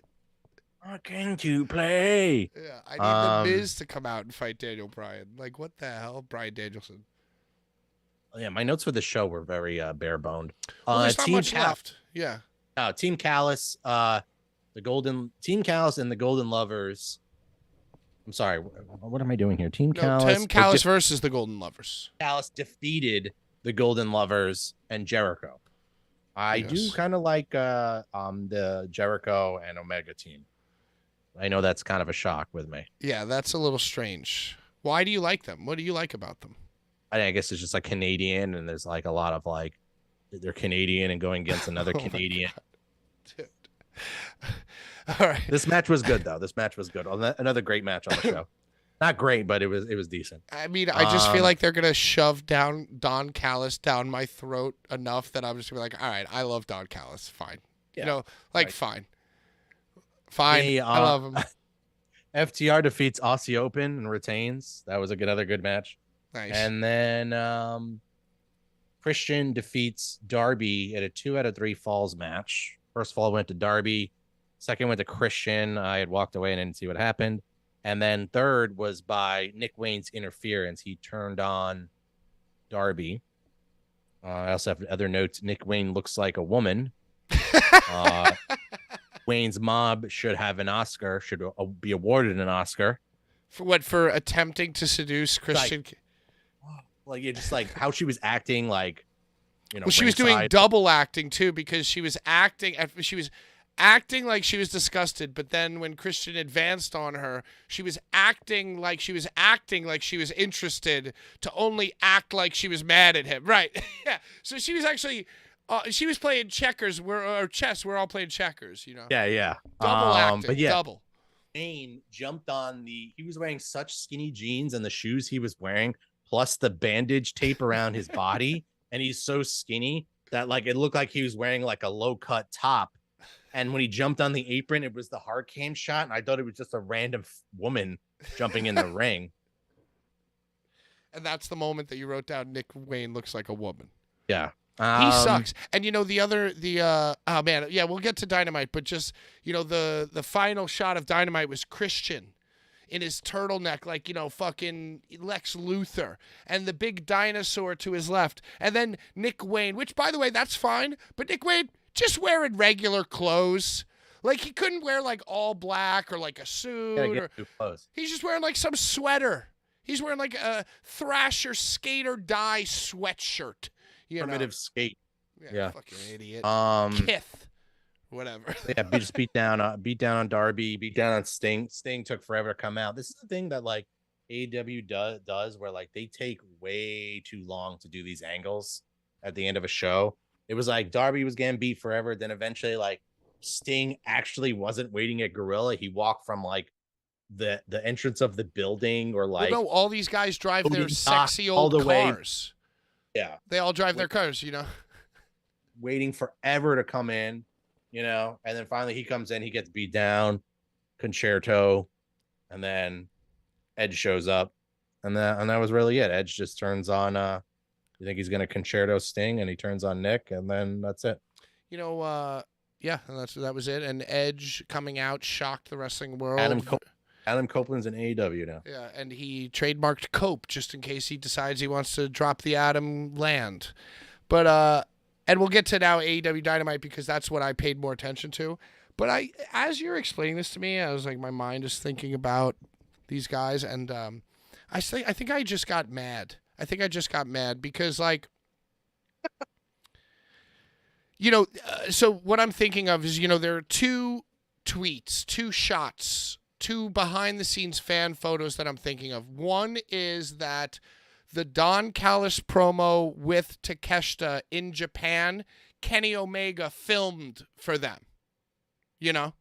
Yeah, that went viral. Right, and that went viral, and all the fans and supporters are like, oh, that's so cool. Wow, you know, wrestling, they're DIY.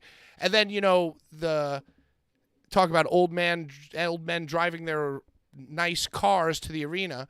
You know, did you see the shot?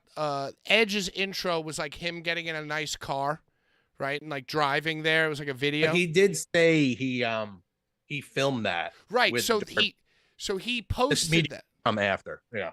Right. So he posted that, and there is a shot of him like on his stomach in the van, Yeah. filming like on an iPhone, like, you know, real DIY stuff. And I've just now decided that I don't think that shit is cool at all. That shit pisses me the fuck off, and I'm going to tell you why. Because Edge came up in a different time, before the iPhone, before TikToks and fucking YouTubes, and Edge had to make his like bones as a live performer. Kenny Omega maybe a little bit younger, maybe more of an internet darling, but still same thing. And I just think that these fucking guys who are basically 40, who are like getting funded by a millionaire and then taking credit, like, look how DIY we are. I'm filming it's like Edge is a fucking poser. Edge just got sick of doing nothing and being rich. So now he wants to like film his own thing. And yeah, hey, I just started learning, iMovie. Maybe I could even edit my own promos too.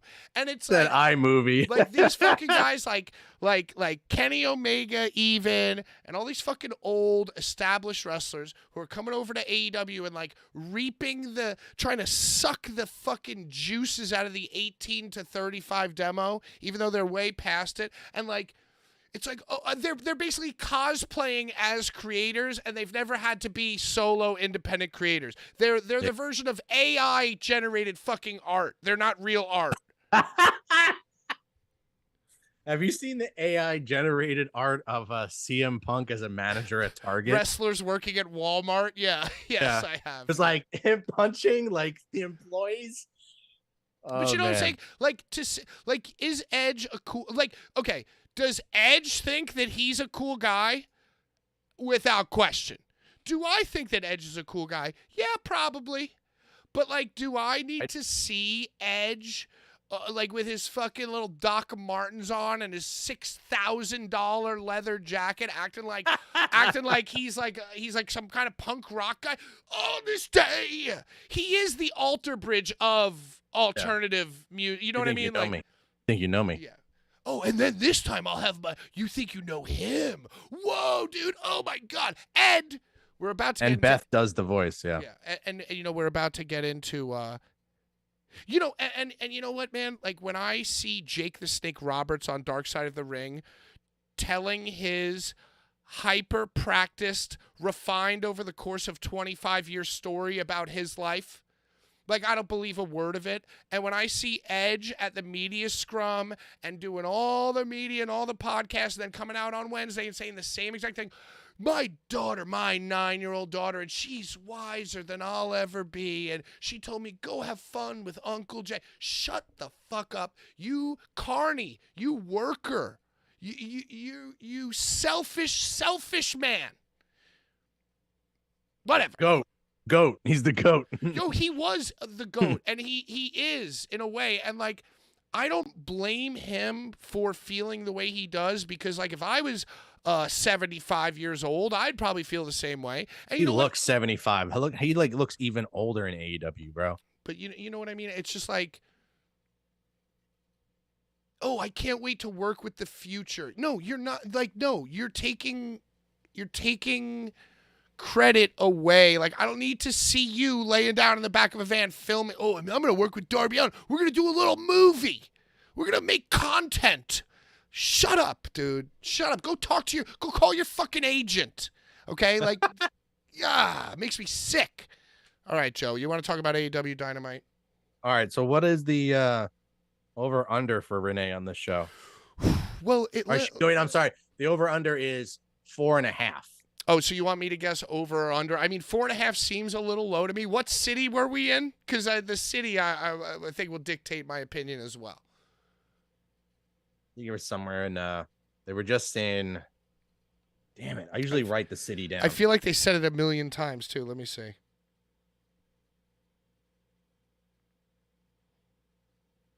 The city matters. City matters. You know, it's like a home or away game. 4.5, I think, is a good spread. Okay, so it was Stockton, California. Oh, they were only back in California. Okay. Right? Adam Copeland promo, Bullet Club, Sky Blue, Tony Storm. Yeah, okay. Yeah. So, So what are you saying? California- Over under You four know and a what? half. I'm gonna go just under at four total. I think I'm gonna Okay. shoot the under because Tony Schiavone was the edge guy. It wasn't Renee. Maybe that would have been her 5th appearance, but I'm gonna go under. I'm gonna go against my better judgment and say under. All right. Show starts with Renee. Yes, all right. Not off to a good start. Okay. Omega Jericho at it. She's talking with Omega and Jericho. Oh, this was the fucking worst shit, dude. This was the worst. Awkward exchange with Edge. This Hey, was really. You way had to me start on the show. the. Hey, good job last night. You had me on the edge of my seat. Bro, why do they do a pay-per-view? Like it was Wrestle Dream was a solid, good show. And the second they go into Dynamite production, it's just like Yo, and you know what? flip the And- cringe switch. Yeah, the cringe switch was Not the kill switch, it's the cringe switch. The lame-o-meter was busting out of its roof, through the roof for this Edge walking on screen and him and Kenny. And you know what? Just all 4 of them were Yeah. like fucking hamming it up, and it was so bad. Yeah, because they're all Canadian. Yeah, they're like, "Oh, I'm from Canada. Good to see you, Chris." It's like, "Oh, you're Kenny Omega," and Renee's like, "Ooh, I haven't seen you, Edge." Oh, and then Jericho Good to puts see you.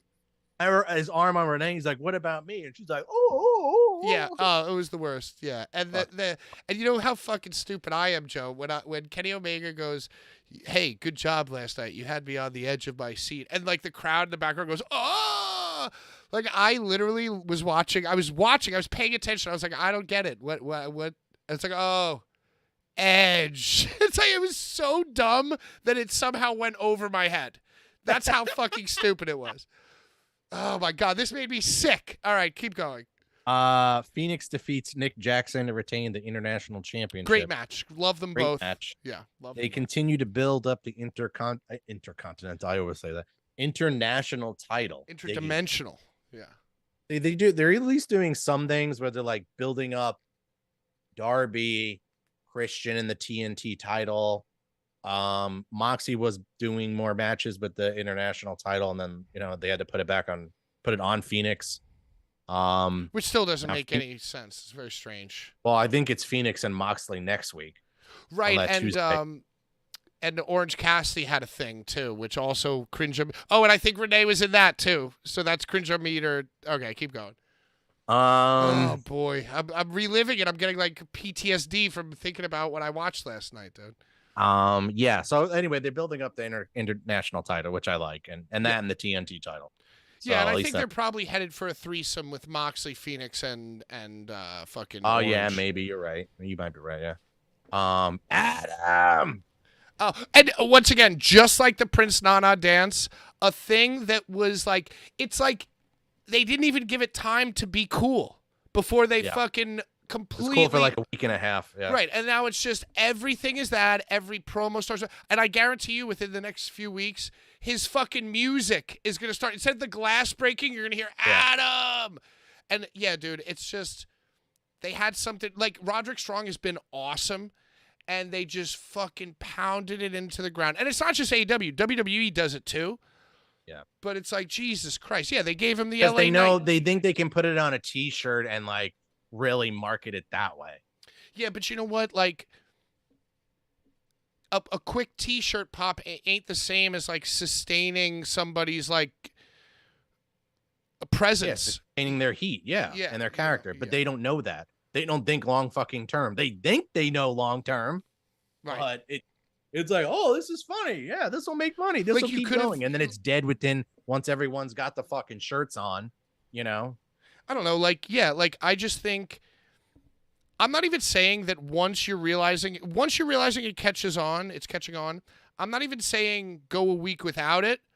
I'm saying like just don't make it so obvious that like Prince Nana running out ahead of Swerve and like it's like he's doing it at like a more feverish pace because now he knows it means something. It's like something that happens naturally instantly gets fucking compressed and fucking bottled and fed right back to you, and it's so like they botched this whole thing with the audio. But like this video was stupid. It like the only like it was Them moving furniture in the house and like, dude. and then so not only was it so bad, Riding around like a scooter, like you're Brick and Anchorman, like extreme slow motion close-ups of your face, experiencing, the joy of like a dog seeing a butterfly, like the dumbest, lowest intelligent. I don't know, dude. but also you said the audio was bad, and then they replayed this awful segment again. They replayed it for all the people who were on the edge of their fucking seat because God forbid you miss Adam! a crucial chapter of Adam rolling around in a scooter, moving the furniture with the slow motion shots of the other two fucking jabronis petting the giraffe. Like, yo, What is that? Yo, it's bad Adult Swim. It's bad. It's like it's cringier than YouTube and not as original. It's somehow cringier and less original than YouTube, and it's like it is an insult to like counterculture Adult Swim. Like what do you call it? Like, like the randomness. Like Family College Guy humor or like E-Bombs World or something. Well, yeah, it's kind of like irreverence, but it's not irreverence. It's just dumb. It's just dumb. And I didn't grow out of irreverent humor. I'll watch some Adult Swim and all this shit, and like I'll think it's good. It's not like I grew out of that style. It's just that they are doing this style very, very poorly and annoyingly. Yeah, I mean Rick and Morty's still good. Yeah, there's a lot of really great, obscure, like, go out of their way. And you know what, Joe? I watch a lot of things and think to myself, they're trying too hard. The people who are making the show are trying too hard, but it doesn't stop me from enjoying it as much as it stops me from enjoying the AEW segments. I will never enjoy it. I try to, and I can enjoy things that I hate, which I guess I do. Anyway, keep going. Warlord's back. Yeah, great. This is war. Ding, ding, ding, ding, ding, ding, ding. He's got the best theme music ever. He literally just came out and destroyed the Pillman. Yeah, the surviving Pillman. Renee segment number 2. Number 2, let's go. Making stupid faces during Don Callis promo and stealing heat. Oh, this was Don Callis saying that he had a special. He had a Fletcher with for tonight. Right, to set up the match later on, a tag match. Yeah. All right, so another Renee. That's then 2. Then there was the replay of the Roddy segment. Thank God. Acclaim defeat Butcher, Blade, and somebody else. It was a 6-man. What's his nuts? That's engaged to Penelope. Kip Sabian, who once again, like, this is another thing they're doing. It's like everybody not only is Adam and the Prince Nana dance like the height of lame-o-meter, but now the other wrestlers are seeing how simple and easy. Hey, it's like playing the lottery. You just got to land one dart on the bullseye, So did you see the guy from Bear Bronson a few weeks ago? He's now all about eating ass. Did you see this? The Bear Bronson guys? No, I don't think so. Whatever, but like they're all about like being mad, ignorant, going like, give me that, So it's like they're trying to get that over. So that's what Kip Sabian did the other night. He did like one of these, like, I'm the Clit Commander, and he's like, so Kip Sabian, because I guess guys that are on Collision. Yeah, those guys. Yeah, I know. What the fuck are their names? They're from Cap. They're from Creative Pro. Oh, okay. Yeah, it's the 3 of them. Have like a manager or whatever. Yeah, but their shit wasn't working, so now they're like ass-eating guys just because they're trying so desperately to find something akin to the Prince Nana dance. And so last night, Kip Sabian did that exact thing because he was going like this a lot. Like, so he's trying to make his thing that he's the Clit Commander. And him and Penelope had a... Scissoring is cool. Eating clit is cool. Eating ass is cool because they know... Because you know why? Because wrestling fans don't get laid. So this is the closest they have to like, This is war. So yeah, and then like Penelope and Kip like within moments of the episode being done, they must have like not even changed their clothes in the back before they got on Twitter and tried to like make everybody believe that it was like a thing, that him doing this was like a thing. Yeah, fuck off. It was a Tony Storm vignette. It's timeless Tony Storm because now I guess she's going off the rails already. Right. Didn't need RJ City in this promo at all. He didn't need. Could have been her just standing by a window doing a monologue. Didn't need him. Whole thing. Yeah, really ruined MJF agrees to fight Jay White at Full Gear, which isn't till November 18th. And he stole his belt. Yeah, that too. But they're already. That's the thing. They'll have 2 pay-per-views back to back and only promote them like a week out or a few days out. And now they're promoting this one that's like 2 months out. You know. Yo, it's really only like a month though, a month and a half. I kind of like Jay White actually, and I like the Bullet Club Gold. He's all right. And I love he's all right. Juice Robinson. No, his promo last week was dope, where he like kind of confronted MJF. It all depends on what they're talking about, but and one week it wasn't that good, and last week was all right. I like my favorite part was Juice Robinson, like because he's got such a interesting tone of voice that you could hear him like off mic. So they're standing like the thing's over, and Jay White's like challenging MJF, and Juice Robinson's like, "I hate you, and I mean it. I really hate you," and he's just it's just very very funny. But also college humor, like lowest common denominator, college game day. He's calling this guy a taint. He's calling the other guy tofu. It's all about like making the crowd chant and pandering. Yeah. And it's like it's all got. I love the wrestlers. I love the concept of the story. Like if I was everyone's trying to get there. Yeah, right. Dummy. If I was to read what happened on a piece of paper, like before seeing it, I'd be like, I love this. I can't wait to see this. I like if I was writing it, I'd be like, I believe in this too. Like I think this is dope too. But then like watching it, there's like this film of like cringe and slime over it. Even MJF is getting there with me. Yeah.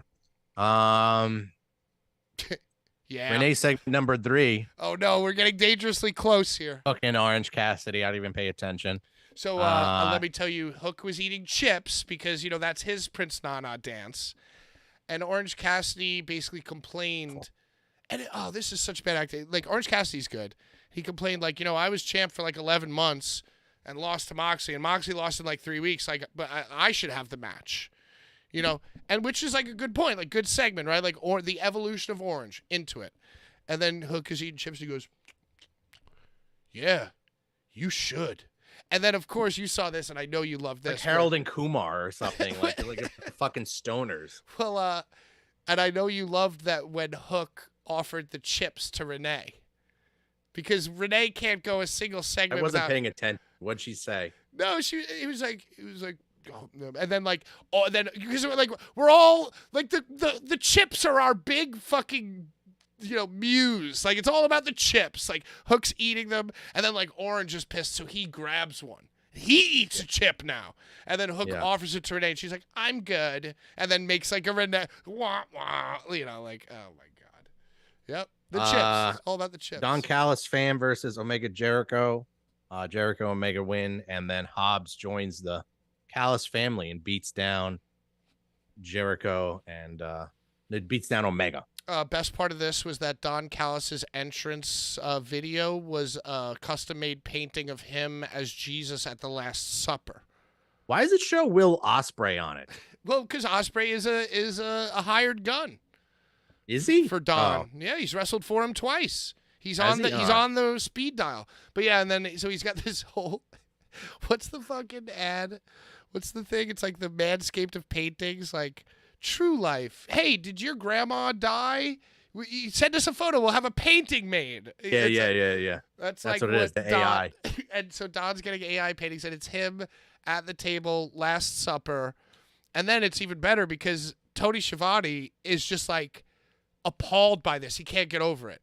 So when Don sits down... This is great. This is so much fun. No. This is hilarious. Tony loves comedy except when it's blasphemous. He didn't like that painting, dude. Oh, he that's didn't just like slow. That. That's just... Yeah, he goes, how could you, Don? Don, what are you thinking, man? And Don, had some response, and Tony was livid. He was beside himself. That's blasphemous. Renee segment 4. right. MJF phone call. What part of the show was this? Oh my God, the MJF phone call. I don't even remember this. He was calling someone in the back for Oh, something. Adam didn't pick up. Oh, that's what it was. Yeah. Tony Storm versus. Oh, well, Sky wait, hold Blue. on. I want to stop you right there. They did another Rock and Sock promo because obviously MJF is going to need team members to fight not only, Bullet Club Gold, but whoever like the evil masked people are, which are obviously Adam Cole and his friends. Which they didn't do anything with this week, No, they right? just kind of touched on it.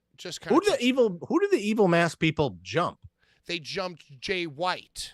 Okay, all right. So part of the promo with Jay White was that Jay White came out and was like, MJF, nobody believes you. We know you're the ones who did it. So I think it's obvious that Adam Cole's ankle is not a real broken ankle. I think that the Britt Baker photo of like, this man really broke his ankle, that kind of like secured it for me. It's not a broken ankle. It's gonna be him and Roddy are gonna simultaneously get up out of their scooters and their fucking. Well, we already seen Roddy wrestle. No, but they're that's gonna be the thing. So anyway, MJF needs help, right? So who goes and massages Max or Maxwell, but Max Caster massages Maxwell, and so now they're setting up a Rock and Sock where MJF has to reluctantly tag with the Acclaimed and Billy Gunn. And let me tell you something. When MJF finally scissors Max Caster, that's going to be like when The Rock finally accepted the sock. But, that's what they're doing. Everything is just cringe, bro. It's crazy. Yeah, it's a copy of a copy. Tony Storm versus Sky Blue. Tony Storm's amazing. Titty slap. Tony Storm's doing the Chelsea Green gimmick now, where she like smudges the makeup and the lipstick. She is a crazy, unhinged actress from the 1920s, and she screamed titty slap, which I loved. And she's the first ever wrestler who threw to the commercial break, by the way. Oh, really? What'd she do? She fucking did the hip attack to Sky Blue and then hung herself in the ropes. It was like, and now a word from our very important sponsors. I missed that. And they threw to it, dude. And then Excalibur was like, yeah, I mean, that's perfect timing. Yeah, Tony Storm is on one right now.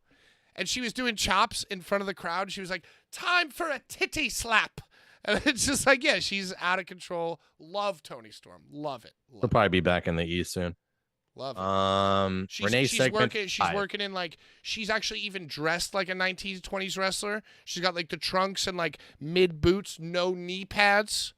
Yeah. It's that's the best. That's probably the best new gimmick in wrestling right now is Tony Storm, Portrait of a Star. Yeah, love it. Timeless. Love it. Timeless. Renee segment 5. No. It was with Stokely Hathaway. I don't know. Oh, what right. Newports and Burger King. Shit.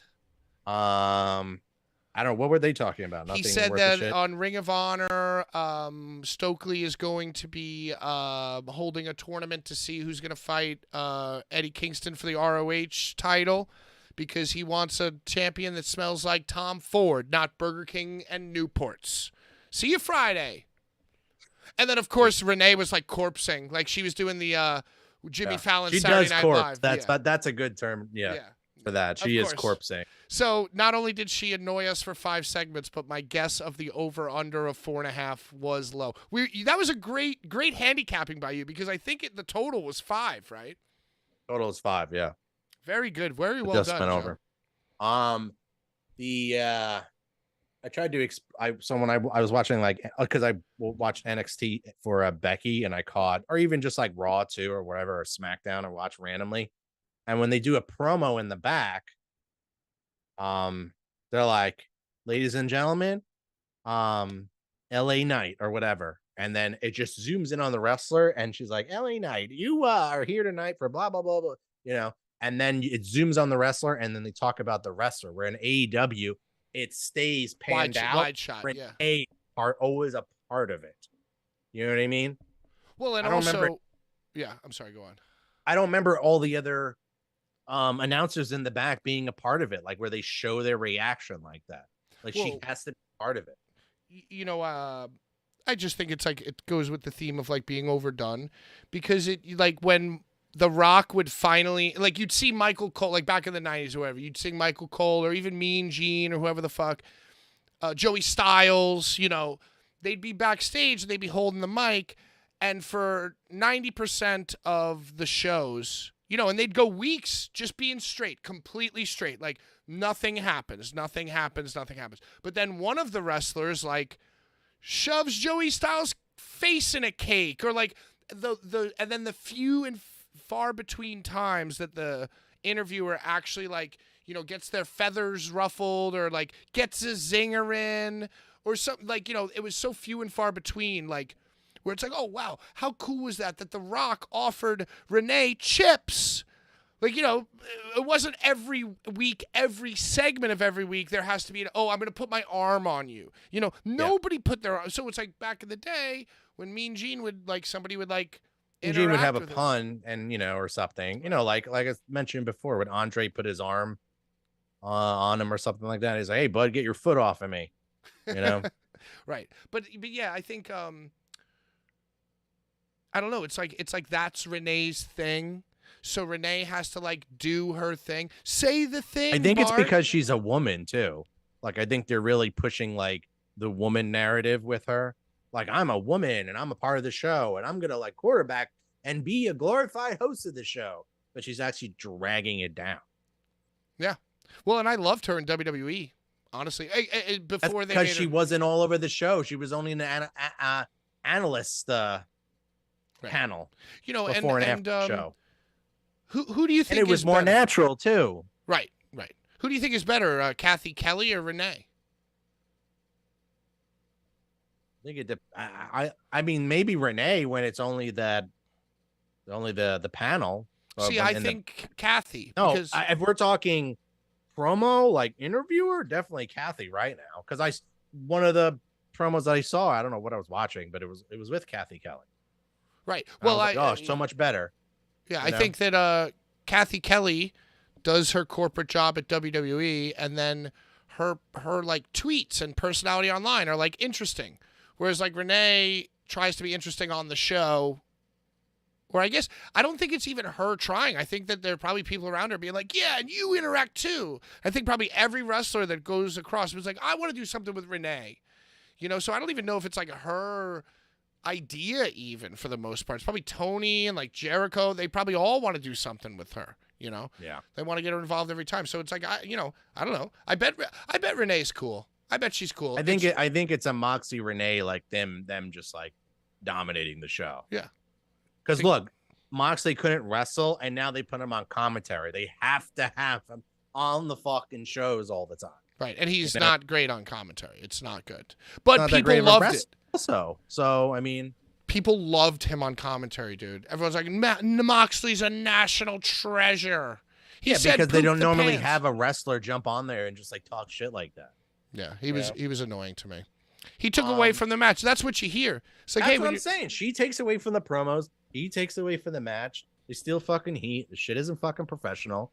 Like, and that's like the oldest lesson that I was taught as anytime you're a civilian doing stuff, it's like, don't take away the heat. Don't make it about you. It's not about you. You're just here to do the thing. You know, it's not about you. Just do the thing. Put over the guys. You know, put over the guys and girls. Put over the wrestlers. Anyway, keep going. I'm sorry. Let's talk about Adam Copeland. Yeah, that was it. And then the show ended with Edge segment with Christian, where Edge brought out Christian and was like, we need to be Edge and Christian again. He didn't say Edge and Christian, but he wanted to be a tag team. Well, first, like Edge was talking about how I'll wrestle Kenny Omega and I'll wrestle. Oh, and he made a bunch of jokes. He made a bunch of jokes that like the new manager of like your place that you work would make to try to make you seem like make you feel like they're human. Yeah. He's like, hey, I'm Adam. Well, you're chatting Adam. That's a first. Man, enough about me. Let's talk. It's like, all right, you're not cool. I talk to myself in third person. Never going to do that again. Yeah, oh, dude. Oh, wow, you're so meta. You're so meta. Yeah, dude.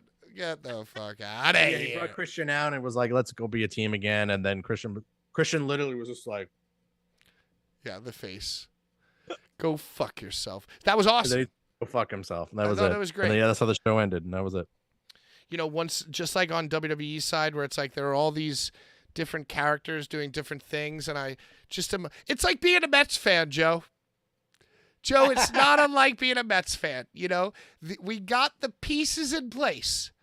I find the characters in the play very likable. Let's just go out there and play good baseball every time we're on the field. And every time we hit the field, there's another catastrophic disaster, which makes me miserable. But you never give up hope. So in WWE, I was just explaining in the first hour that, like, I have hope that even though the characters in the play are spread across a bunch of things I don't care about, I want to believe in the plan. I want to believe in the wrestlers. And just like that in AEW, I do believe in Edge and Christian. I do believe, yeah. I think Christian is on one right now. He's fucking. Where do you think they're gonna go with this? I mean, eventually it's gonna lead to Edge versus Christian. You know, I think they like from just based on the very small, interaction we've seen, which was basically just last night. I think they're gonna go Edge versus Christian first. Oh, okay. I think they're gonna go Edge versus Christian first, and then I think Edge will do something else. Christian will do something else. And one of them will be being beat down. And boom, like 3 months later after their fight, one of them makes the save on the other. And boom, we're a team now. I think they're going to do both. And I think they're going to start with versus. Yeah. Yeah. And I'm excited because I believe in what those guys can think of and execute together. Especially if everyone's just listening to them. You know, like who's going to tell Edge and Christian what to do? You're gonna be the Hardys versus. Oh my God! How long till we please. get Hardys versus Edge and Christian, or Please. Hardys versus Edge and Christian and the Dudley Boys? Well, Devon came out of retirement. Yeah, and just like Patrick Mahomes knew the spread of the game, you don't think that Bubba Ray had a birdie in his ear telling him that in a few months Edge and Christian are gonna be back together? And you don't think Bubba Ray heard that from a reliable source and fucking hit up Devon? I wouldn't be surprised if at a media scrum a year from now, we're seeing Edge being like, yeah, I texted Bully as soon as I knew. But we got to run this back one more time. You can see it, can't you? Yeah, I texted him immediately, brother. And then Devon came out of Okay, retirement. pal. Yeah.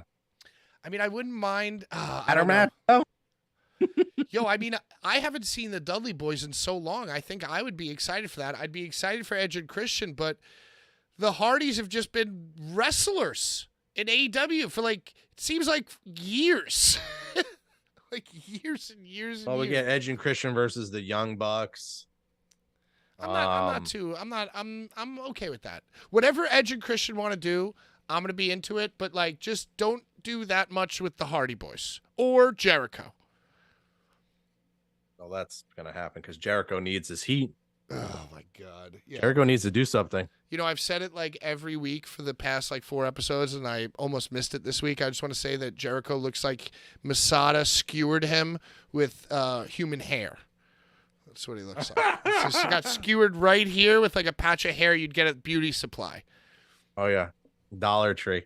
Which, you know what? Listen, when I'm going to read Jericho's new book whenever it comes out, and I'm going to probably figure out how to do that with myself. So There you go. Yeah. All right, that does it for us, Joe. I thought it was a great episode. Great episode. Great episode. Phillies don't play till Saturday. Yeah, they play at 6:07. Don't be Saturday. late. Don't show up at 6:08, dude. 6:07, brother. TBS. The Superstation. Yes, the Superstation. And then Dynamite will be on Tuesday, so we'll talk about the big NXT Super. It's the Tuesday Night Wars. So you're gonna have to watch NXT next week. You want to do that? You watch AEW. I'll watch NXT, and we'll make our I want to notes. watch it. I don't want to watch AEW. All right, so you watch NXT. I'll watch AEW. It's all right. Okay, but I'll watch both. It's all right. Wow, double And screen. then, yeah. And yeah, we'll talk about that next week, and then the fallout from Fastlane, and yeah. And I'll update you on Baldur's Gate. I'm gonna have a new game, playing Mario Golf. Mario Golf is awesome. Do you have a Switch?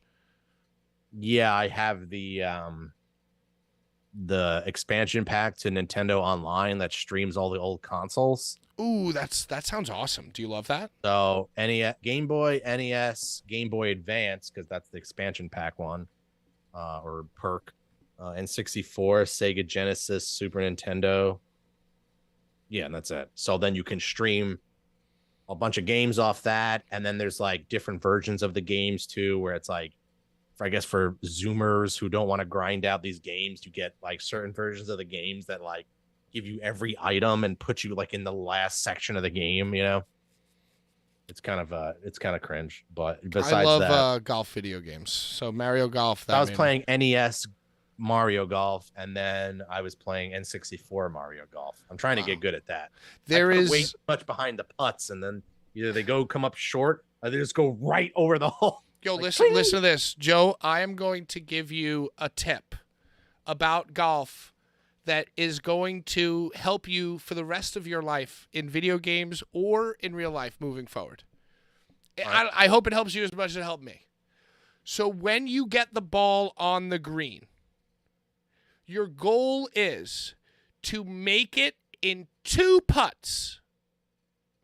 No matter how far away you are, no matter how much the par is, no matter what happened, when you're on the green, even if you're at the very, very end, your goal is 2 putts. So what you do is you draw a circumference around the hole. You know what I mean? So it's like, okay, how close do I have to get it to make it in the next putt? And I'm just saying that, like, I started thinking about putting like that. And then you always...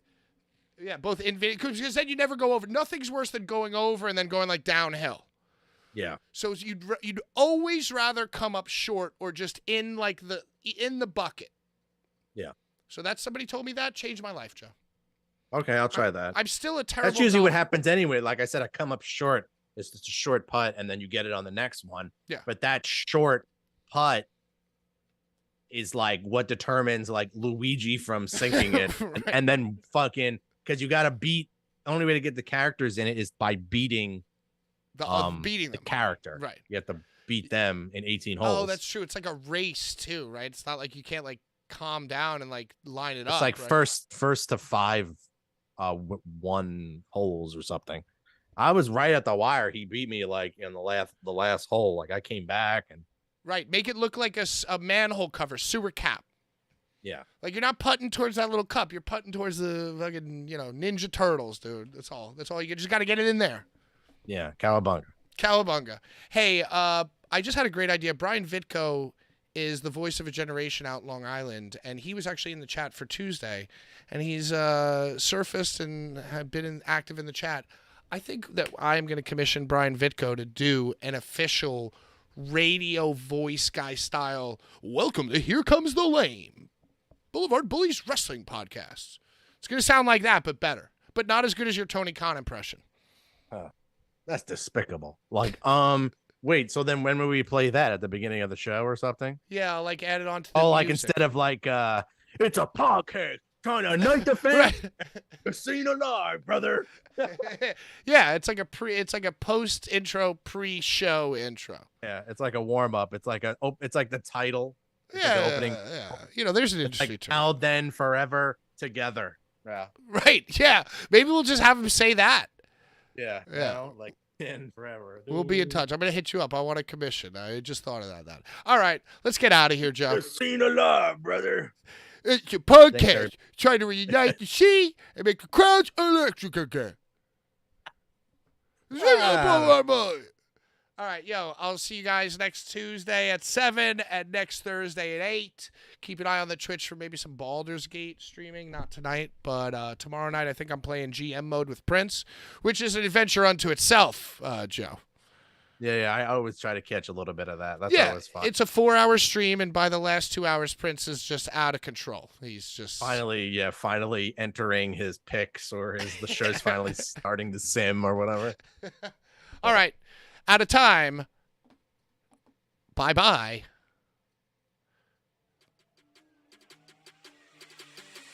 Oh, my God. Out of time. Bye-bye.